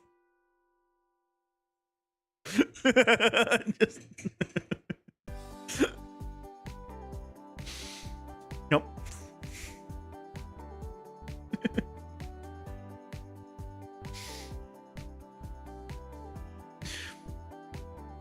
You got AI to help, and with 2 box fans, you made a wind tunnel that cools off the entire room while your AC air still stays inside.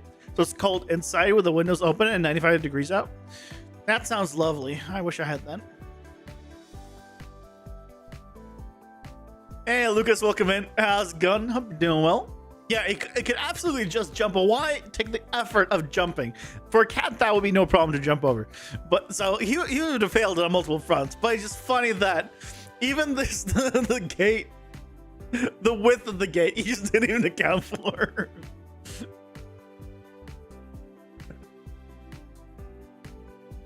I found that funny.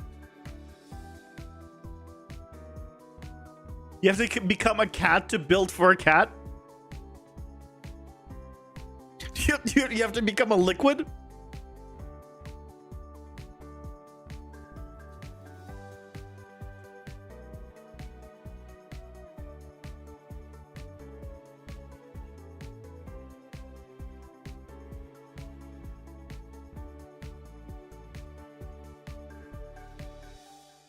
Cats are liquids. Liquids take the shape of the container while maintaining a constant volume. That's it. So cats are liquid.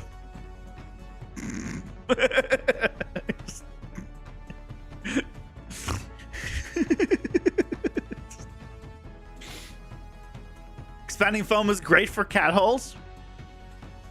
Cats are great for cat holes. Anyway. I'd love some cats. Can't have some cats, but I'd love some cats. Okay. Bosses are done. Yay! Celebrate. Oh, there's sun here still.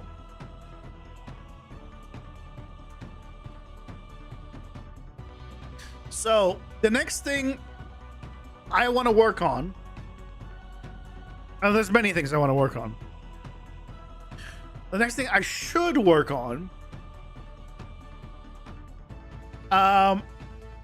is reworking the card drop system. So right now, right, you get a card.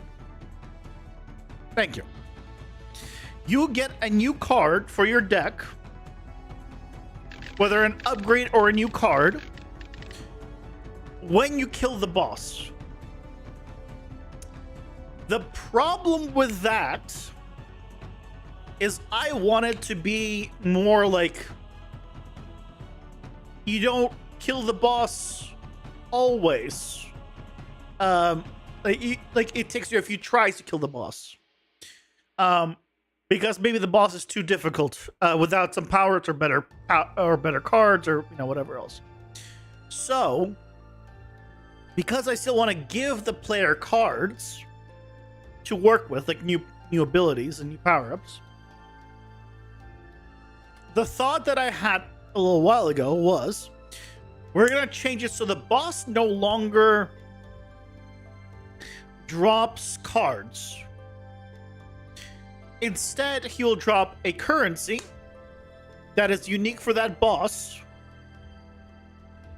and in the hub there will be a vendor that will sell you cards for that currency.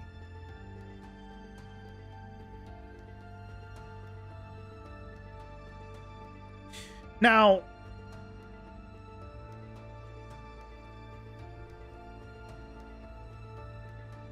There's a few ways of doing this. And I don't know which one I'd want to do yet. So, on one front, you can buy specific cards from the boss. You won't be able to skip tiers still. But you get a specific tier 1 card you don't have yet, or a specific tier 2 card you have. Things of that nature. But then you have to look through all the cards. And when you're starting out, that might be intimidating. The alternative, which is what I'm kind of leaning towards too, is random. You get a random card. It just costs a certain amount to get it. You get it from the pool of that boss.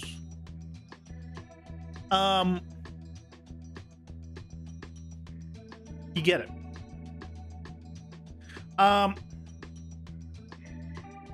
Another option is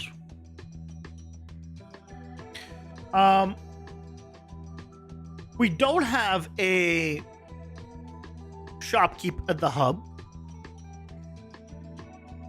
You just have that as currency, and when you got enough of that currency, when you die or you beat the boss or whatever it is, at the end you'll just unlock the card as you do now.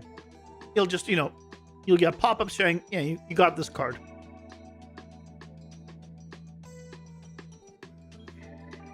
That's an option that we just bypass then the shop entirely.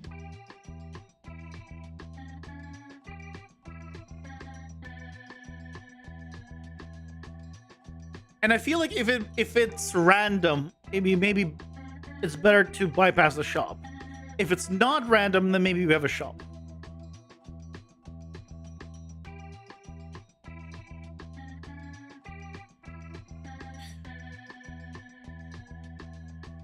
And which one we want to do is the real question.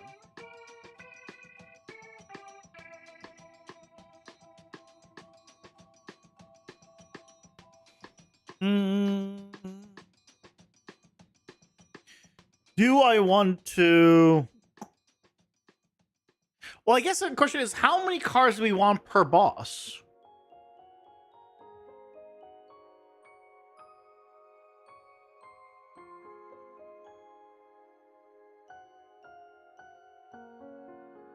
I would like to have, in an ideal world, 10 bosses.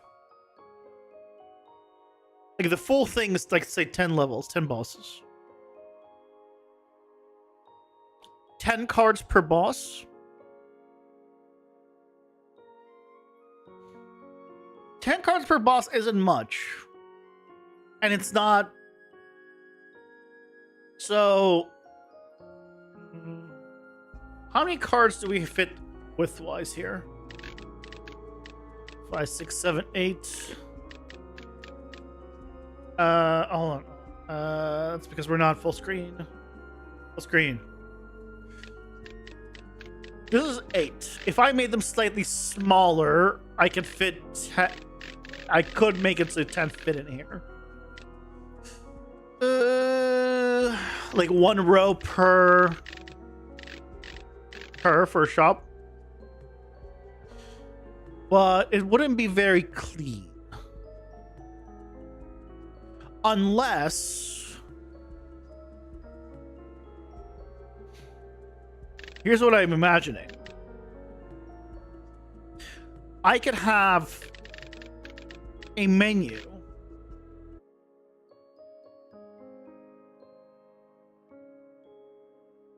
Okay. We don't need this anymore. What if in the shop we have cards with the with a picture of the bosses,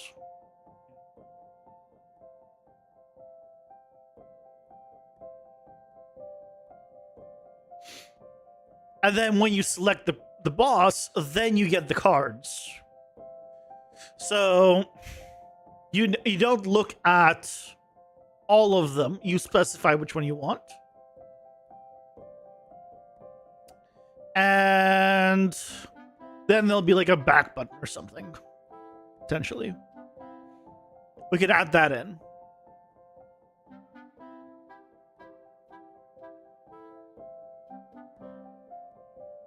That doesn't seem terrible.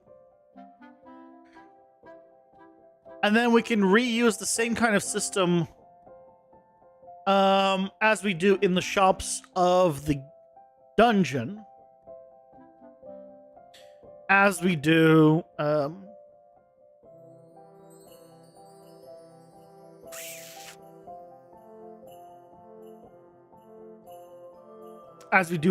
in the hub shop.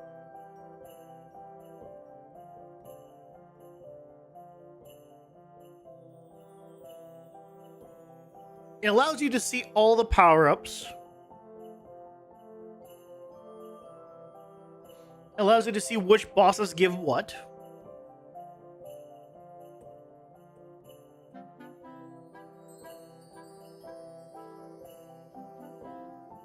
Trying to think, what are the downsides to this?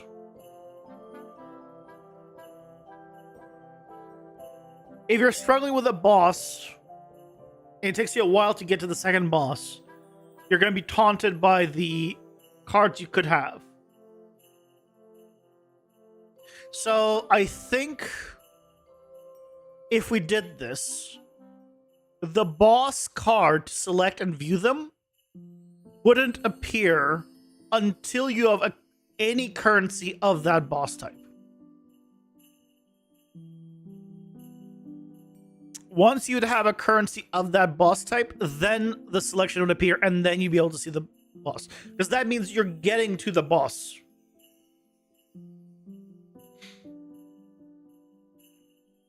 I think I like that. Because that way you're not tempted being like, oh man, I really want a card in here, but you just got to like the second boss maybe. Like you're not being able to like complete it fully.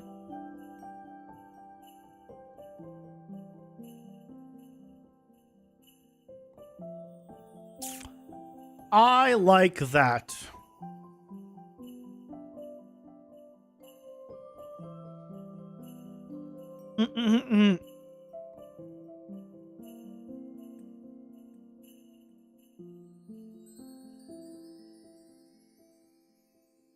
Yeah.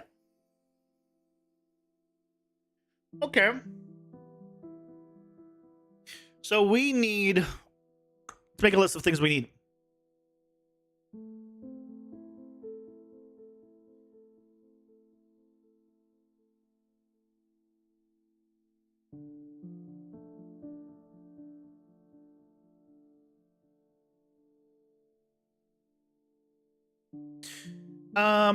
So we need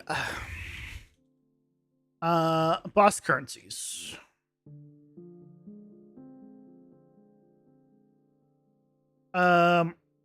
We also need a place to see the boss currencies, but I guess that will be in the shop. Hub shop. The hub shop needs to show boss currencies.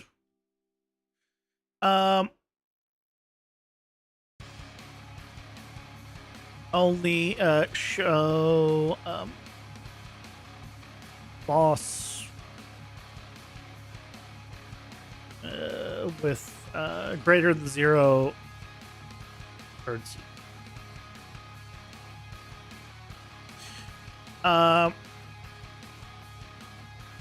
Only also greater than 0. So we will not show currencies of ones that we don't have basically. Then submenu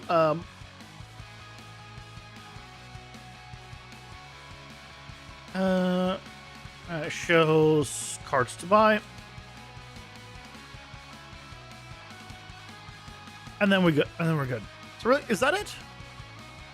I mean, boss currencies we in the hub shop. Hub shop has a currency system. It has boss selections. And then shows what cards to buy afterwards.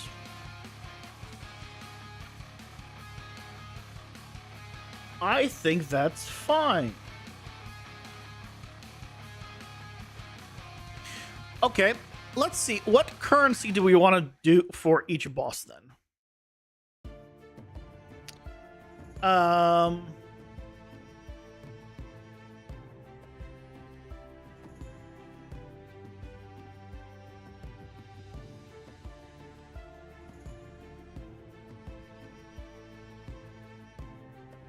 What do we want to do for the spider?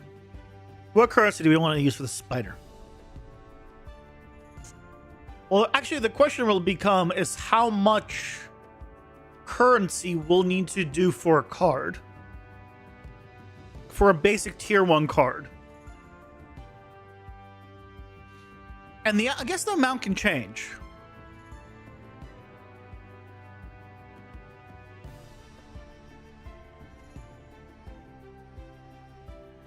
Ads are here. Pausing for ads. The amount can change per boss, right? Hey, son, welcome in. How's it going? Up and doing well. 1 exponential increase. We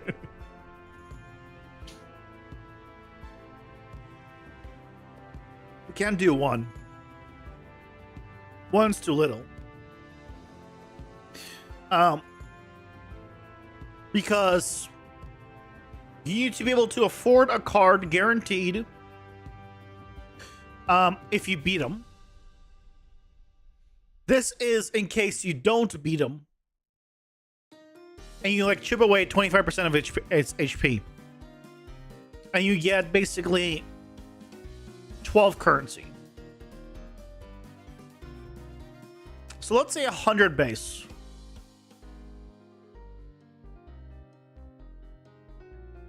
It's random. It's random.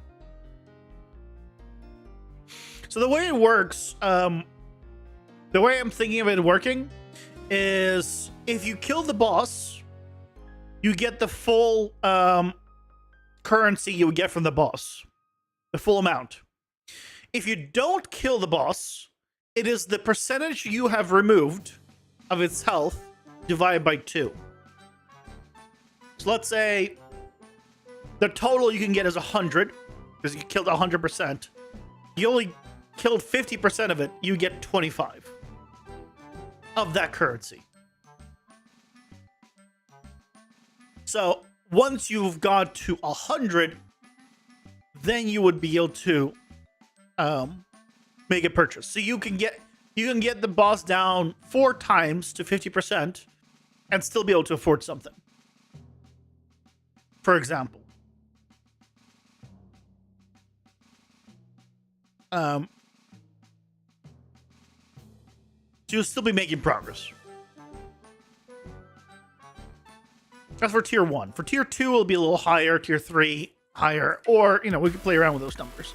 But either way, it has to be enough where I think it has to be at least 100 of whatever it is.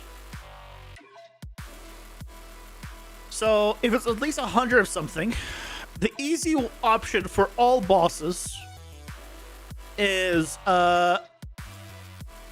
units of blood. Let's be honest here. That's the easy solution for everyone. It takes a certain amount of units of blood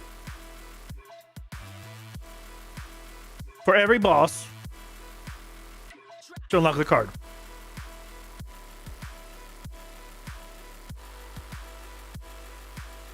And we can make it easy. We can make it all the same. Where, it's 100 currency for tier 1. We could be like tier 2, let's say, is 200. Tier 3 is, 300. Or, some value. If you beat the boss, you get 100. You know.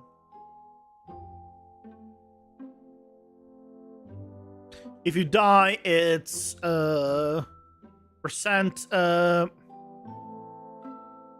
removed divided by 2.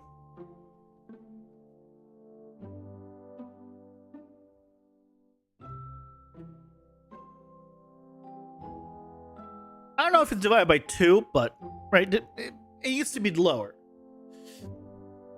So that way you're making progress, but obviously you need to make it so defeating the boss, right, guarantees you the card. Yeah, it'll be rounded, obviously.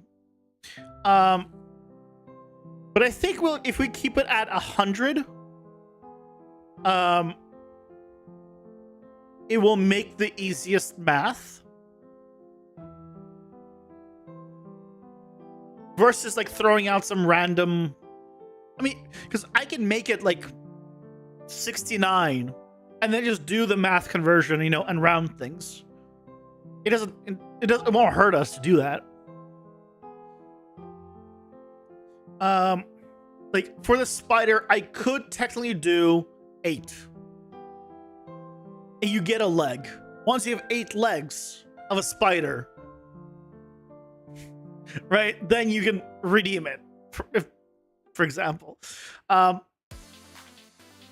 then, right, it would be 100 divided by 8. Is that amount. Once you hit that mark, then you get like an extra item.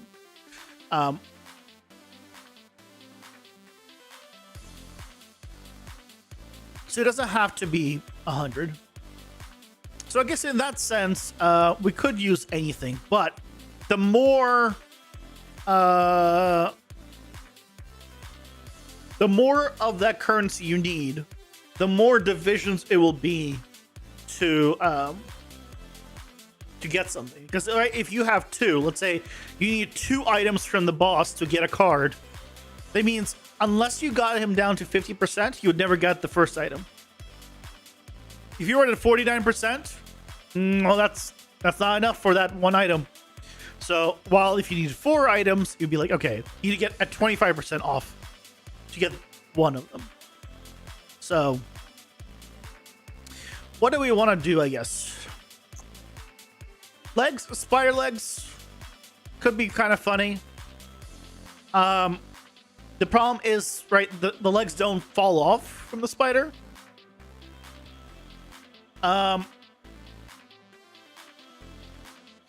The other problem with like physical things like that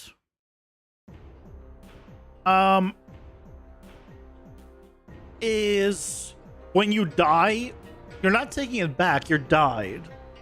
You lost the run. So I feel like maybe units of blood or something of that type is fine. And this is just how much have you just damaged it. It also doubles as a cool way of seeing how much you fought something. Okay, I've killed that boss, 5 times, because you'll know it's like 500.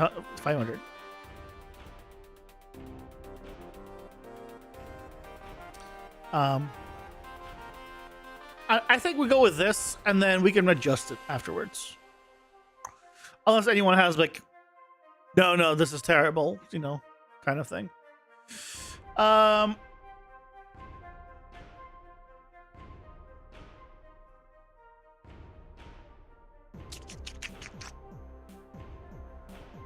Yeah.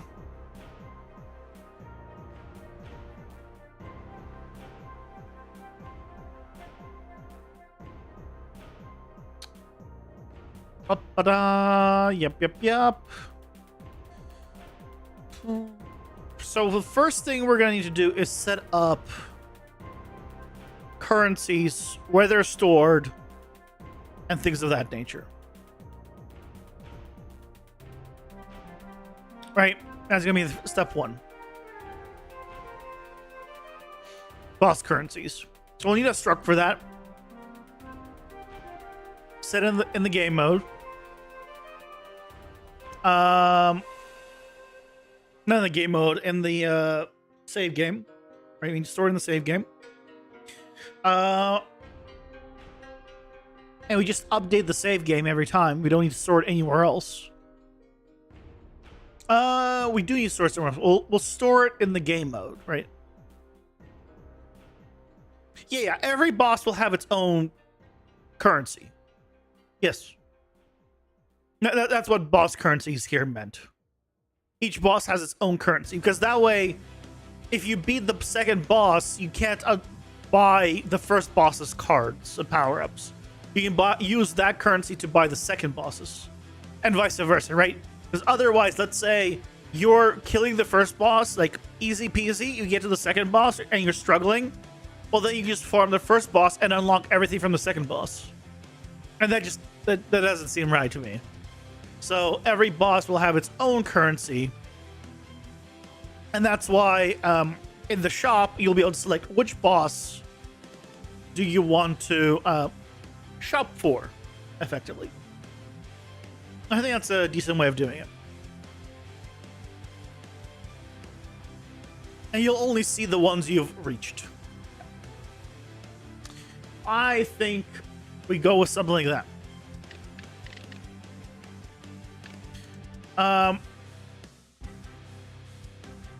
Okay. So let's begin. Let's make a struct. Good old structure. How I love and hate you. Boss. Wait, do I need a structure? Yeah, because I'll need to know how much I have. Boss currencies.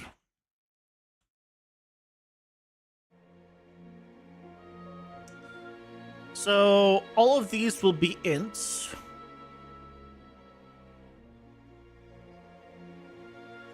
And it'll just have the bosses here. Great Spider, Thrax, and Steel Claw. Okay. So this will house how much I have. Hold on. Do I want to? Do I want to store it on a struct? Yeah, I guess it's fine. Is there a limit to how much you can have max? No. I mean, maybe I'll make it so you can have, 9 mil or like 1 million of it. Let's say, so it doesn't break an integer overflow. Like there'll be that kind of limit. But if you don't want to use it, you don't want to use it. Or maybe the limit will be the maximum that you can buy all the cards for. But even there, the maximum will be very high. So that way, if you wanted to, for whatever reason, not unlock anything, you can continue, playing the game. I don't see a reason to limit it.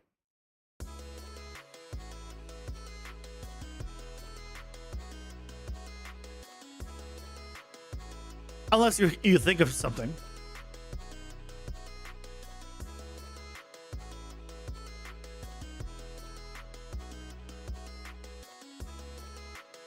So we're gonna put this under stop any of this. So I guess it is, well, it is cards. No. Boss currencies.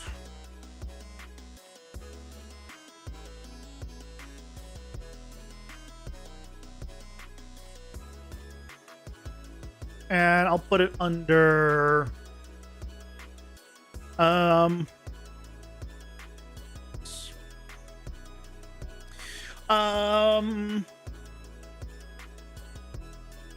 I will be back in a moment. 1 second.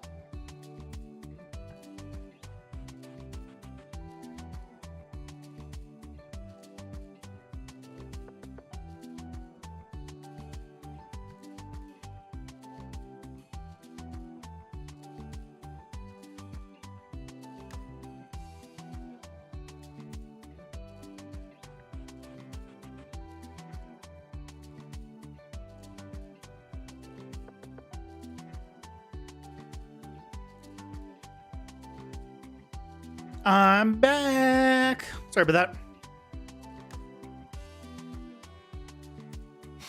So now we can just set it and save it. So in the game mode, I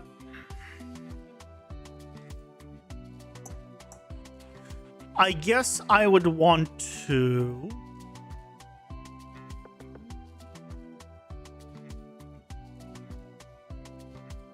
when I get a currency, would I want to do it on an enum? I might want to do it.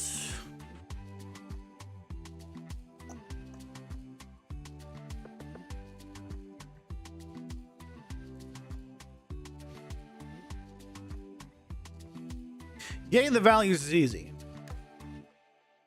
Setting it. I mean, I guess we can get it and then set it. Yeah, that's fine. I'm going to copy this. Paste it. Category boss. Oops. Category boss.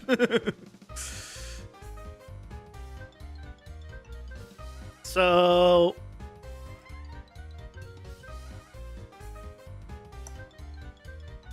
trying to think when I save it.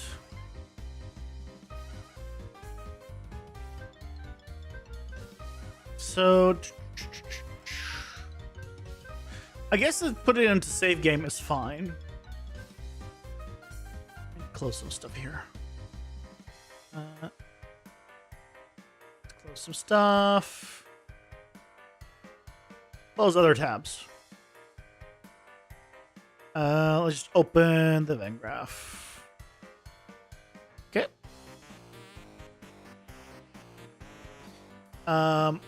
Why did it not open the Venn graph as a new tab? There we go. So what we can do now is in the save game. Well, I guess I could do it in the save variables. And the get variables.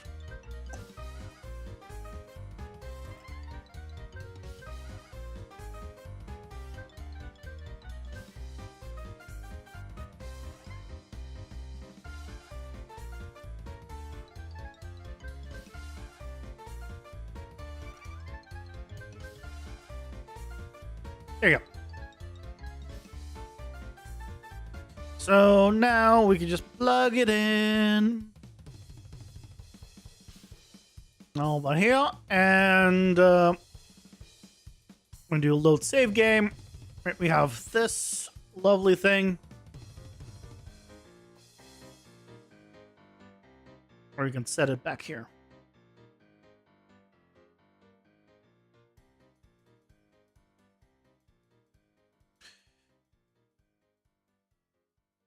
I almost want to feel like I should pick this as a sequence. Let's do that.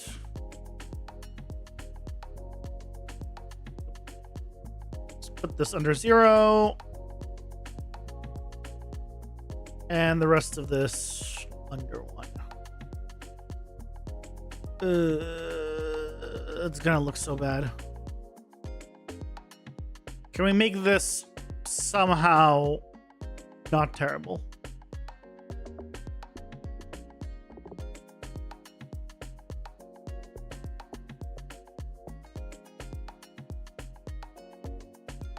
Let's find out. I think the problem is I just need to reorder these. All right, boss currency should be on top of unlock cards.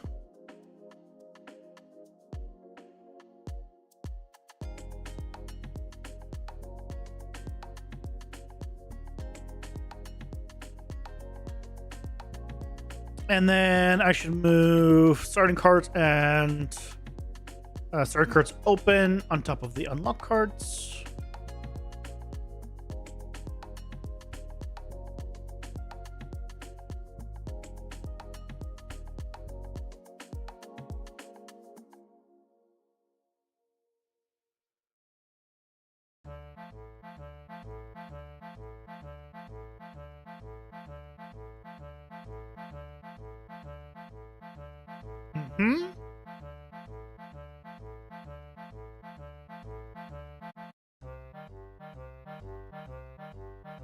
And we can clean it up a little.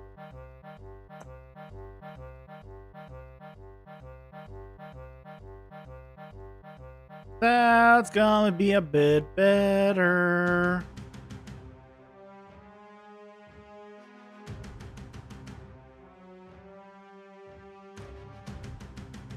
Nice.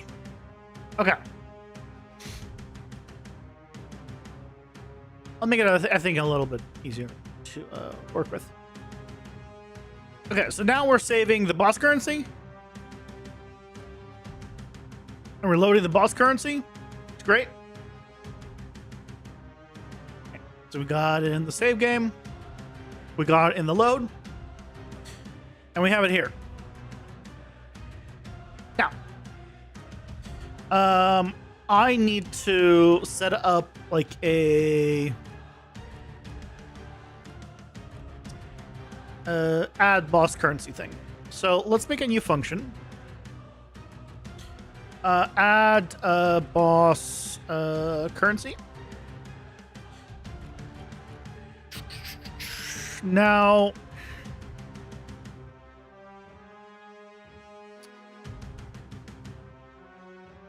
I really wish I could just do a switch here as to which one it is. But I can't. So what I could do theoretically is one of these. And then do a switch here and then tell it to set it to the right one. From here, I would need to break, right? And then I would need to just take this and add it to for each one. Because I don't think there's an easy way built into Unreal to like add to a struct.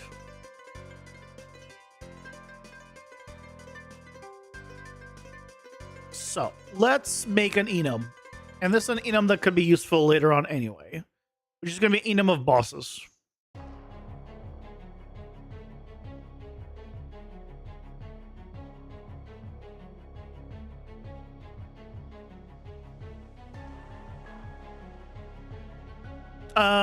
Yes, but not the way I'm doing it. Bosses, you'll see.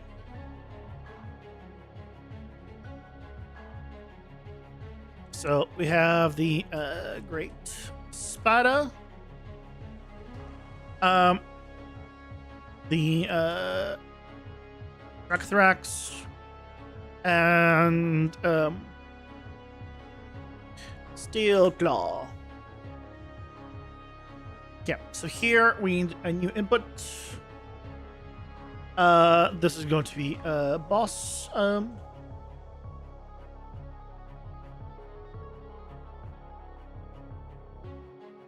And here we're just going to do a switch. Want to add the previous value to the new struct? That's what I'm doing.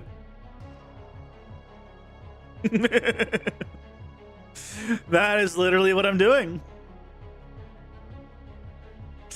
It's just there's no good way of doing it, unfortunately.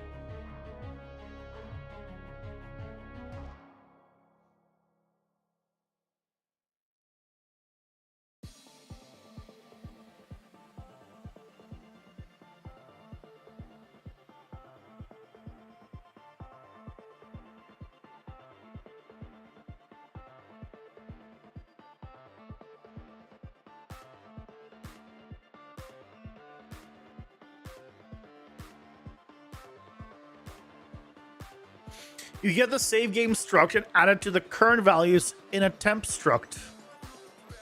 And set that struct to the save game. That's what I'm doing. That is pretty much literally what I'm doing. This is the temp struct. And then I set it to the save game struct.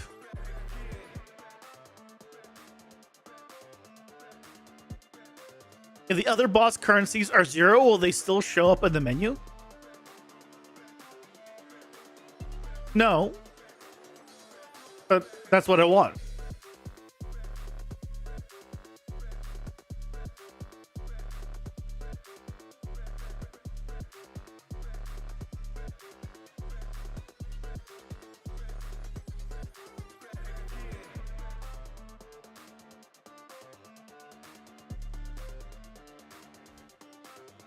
I just hate the fact how it looks. That's my main problem with all this. I hate the fact that you have to do this to just add to a struct. It's a pain in the butt, but I mean it works.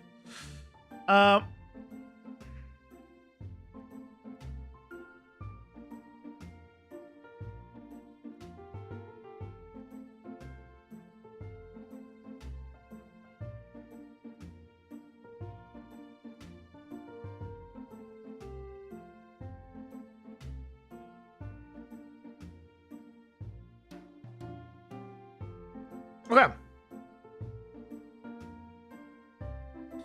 So now we're going to have the information we need. All right. So we could specify what boss it's coming into and how much, and then we just add it to the struct.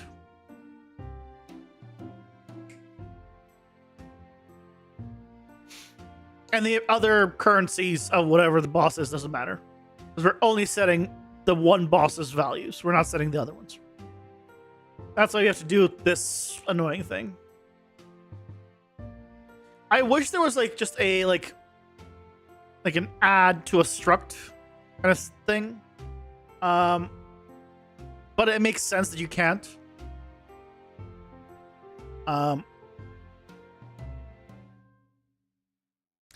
It is what it is. If I recall correctly, if you're doing this with like incremental things, if I recall, you can do incremental int with plugged into the struct variable or the struct number, and this will work. It'll save back to it, if I recall correctly.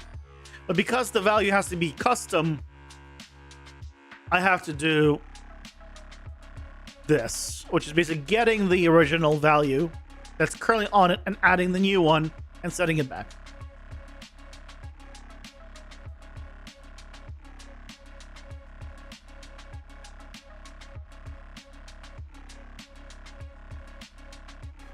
But now we can do add boss currency, and here you can see you can specify the boss and the map.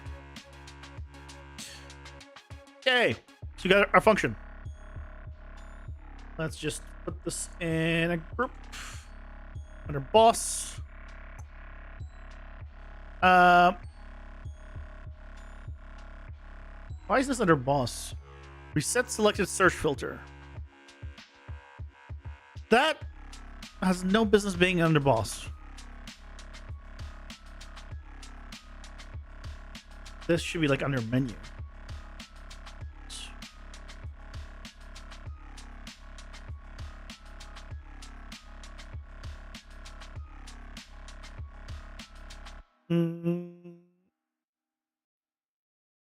Maybe menu. I guess it'll be like, it's fine. I put under. Hold on, it's not menus. It's UI. Yeah, UI. I clean these up a little bit. Cards. This is settings. Cards. Available curse. That's card stuff.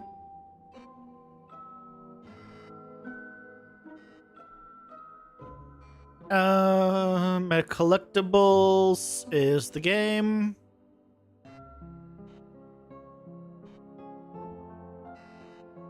New meta collectible gathered. Ads are here. Pausing for ads.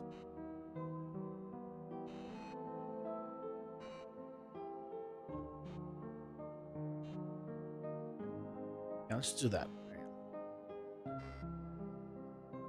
That's fine. A little bit of cleanup. Yeah, cleanup's good. Cleanup's good. Important.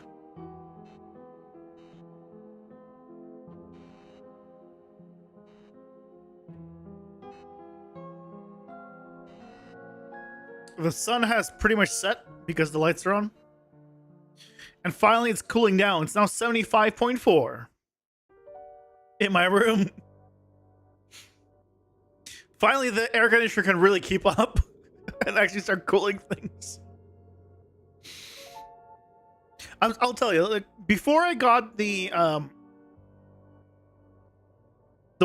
window air conditioner unit, the portable one, it was like it wasn't last year. I think last year is when I got it.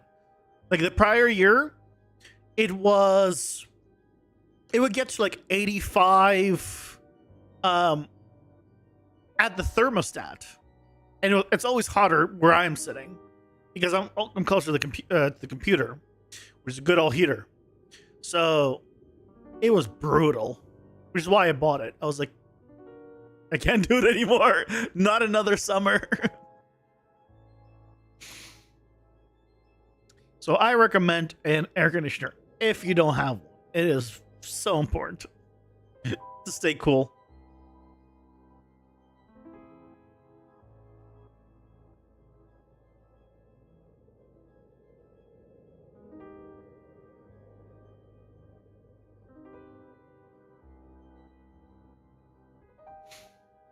Okay. Ads are done. So.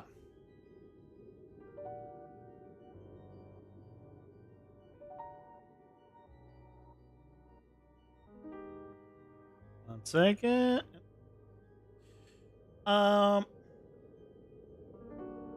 Okay, so we have, at this point, we need to do this. We need effectively, let's design this. Okay. I'm gonna do a quick design.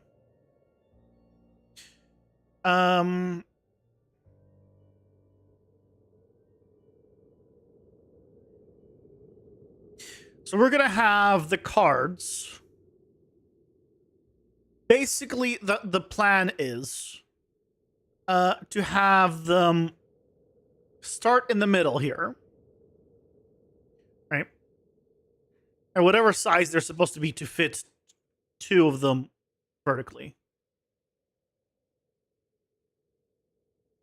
So let's say like this. Right? So it should start in the middle. And then when you unlock the second one, it'll go, these two are right aligned in the middle. 3 would go here. And maybe after like 4, if I start having, well, it's really supposed to be after 5. So once there are 5 bosses, the 6th one would push all of these up. Right, and then we start to gain the second line.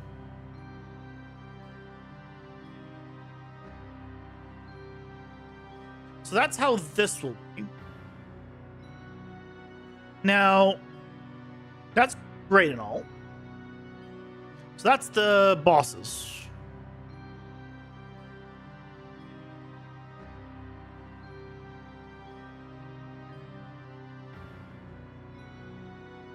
From here, I'm gonna do it right. So I think I want 10 cards per boss.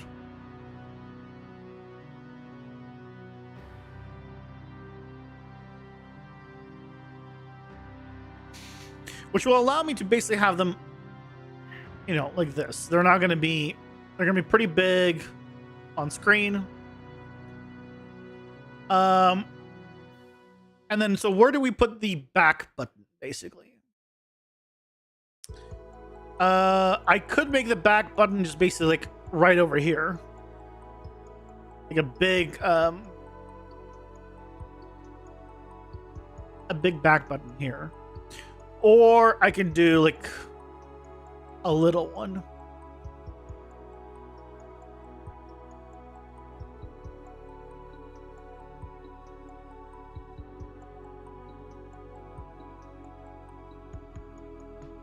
I think a little one's probably better. Oh, we also need to put the currency. So you know what? Let's do this. I'm gonna have these be lower. I have the back button. This is gonna be a whole thing here. So a whole thing on top. We're gonna have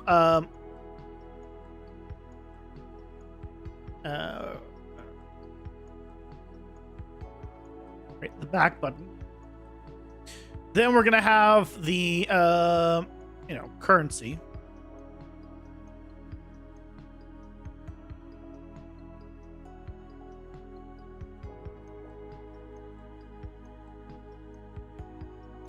Now,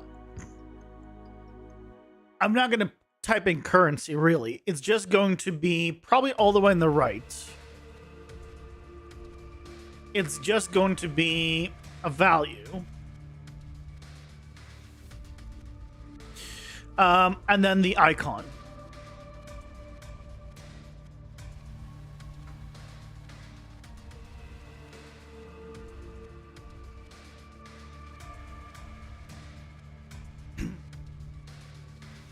So you know how much you have, and then right, we're gonna have the currencies all be the same way as the shop. So that means we need the currencies here as well.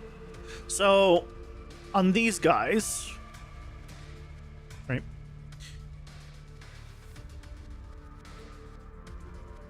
we have the pictures of the mobs. And I think we put the text here. We just put the, whatever it is.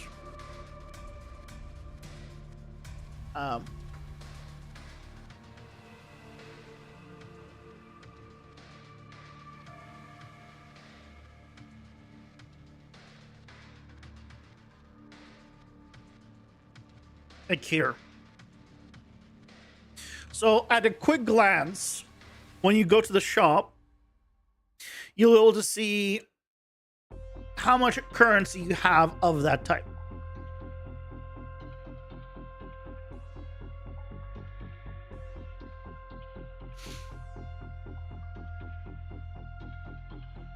I'm gonna need, you know what? I'm going to need, I'm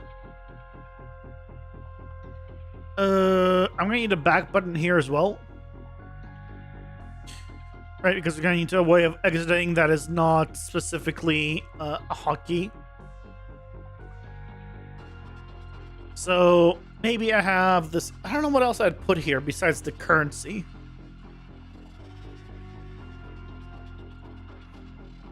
Because I don't want to put all the currencies up here. I think it'll be messy. But I don't think I need anything else besides the one currency for the shop. Or the currencies for the shop. Individual one for the cards will be here.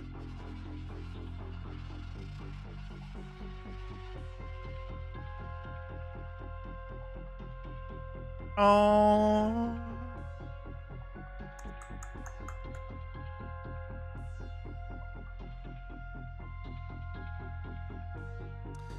Are there any problems with this?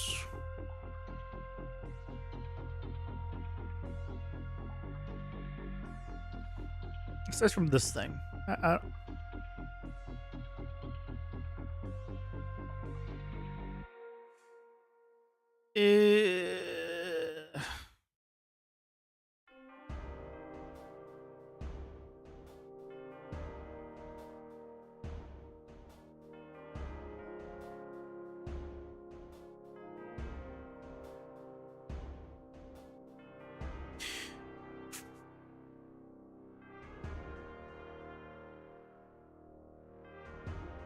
Maybe I should have a way of going to the deck from here.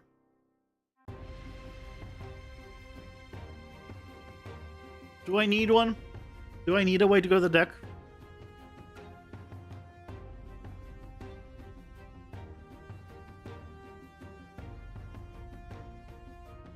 I don't think I do.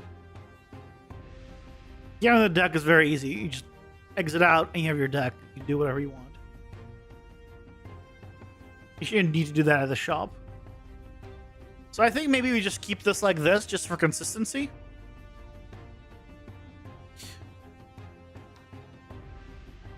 Sounds like you need a page widget. Oh yeah. Yeah, I already use I already used that for some stuff. I forget what do I use it for. I think for my cards. Yeah, I use it for my card descriptions. Here.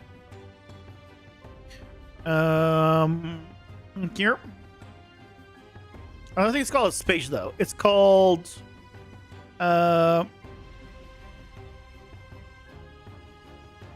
visibility switcher.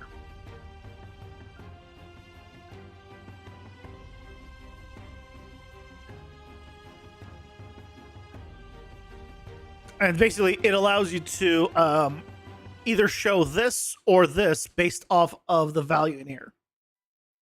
So it says active widget index. So it shows 0 by default. If I change this to 1, it shows the other one. Okay. It's very handy. This is the one that's from the common, but there's a regular, it's not a visibility switcher, it's something else in the regular version. In the non-common, but it is, I forget what it's called. Because I don't think, yeah, it's not called page widget. But yeah, it allows you to do stuff like that, which I think is what you meant.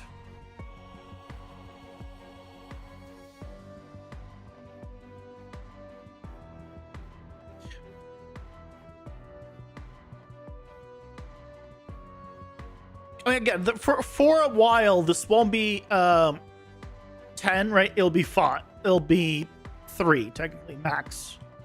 For quite some time, we'll have 3. I'll probably need to work on more bosses because I already have more than 30 cards. So it'll be kind of like this at max for the time being.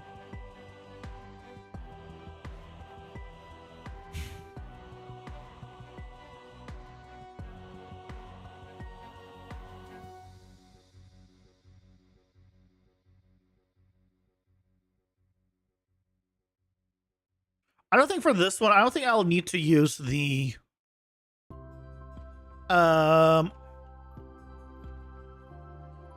page, quote unquote, pages. It's good for like when you have like multiple pages of a menu to just swap between them.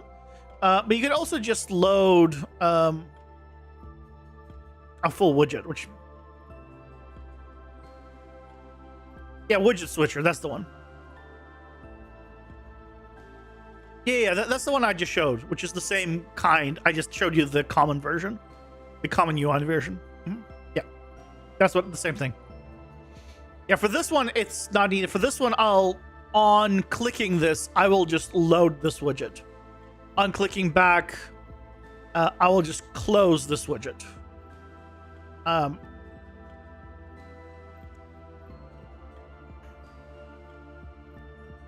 The nice thing... actually, no. I will make this. And I will use widget switch. I'll probably then put the entire thing as a sub-widget.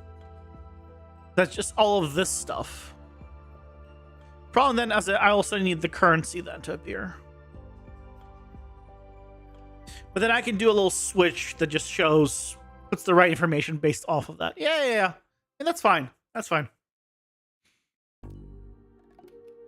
I think this is I don't think I need any more information. The shop. And close this all this now. The shop. Not you.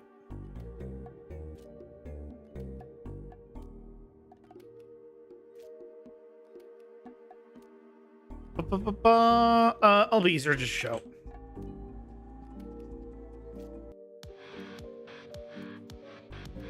Let's go find the shop.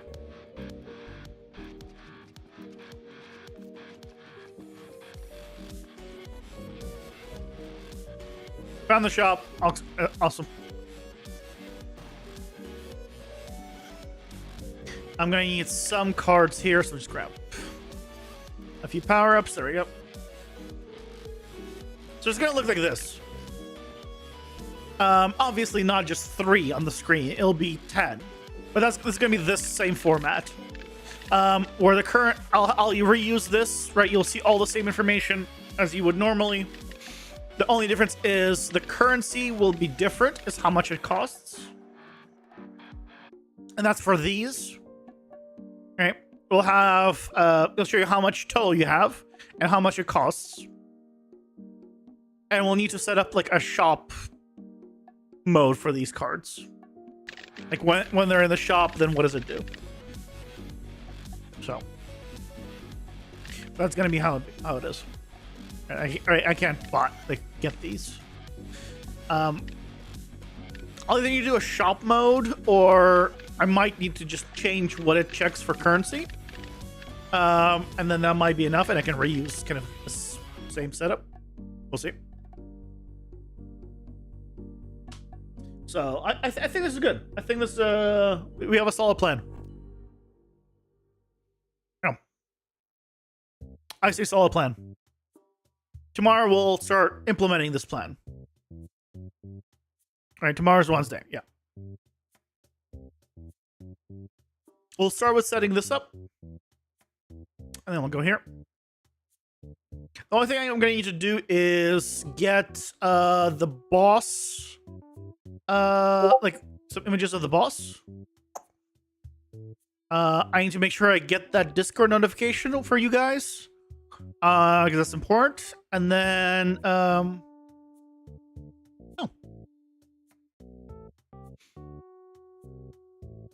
I think we're ready for tomorrow. Yay! I'm under 75 degrees.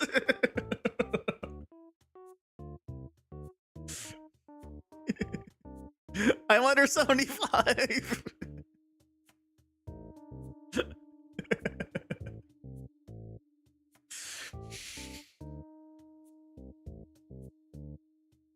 I mean, I just want 75. Unfortunately, like I would love it to be like 70, but it struggles to get under 73. Mostly because the air conditioner's on the other room. And so in that room is the sensor, because the sensor's on it. And so it's like, oh yeah, that room is nice and 69 degrees. So I'm just gonna turn it off. So and then here it's like 73. Yeah, my thermostat is just around the corner, which is like in the way of the air conditioner, to 69 degrees. Nice. Anyway, guys, thank you so much for joining me. Why is it 75.6 now? Because I touched it, isn't it? Bastard. Anyway, thank you guys so much for watching. Hope you enjoyed. And I'll see you guys tomorrow for some more game dev. Take care, everyone. Bye-bye.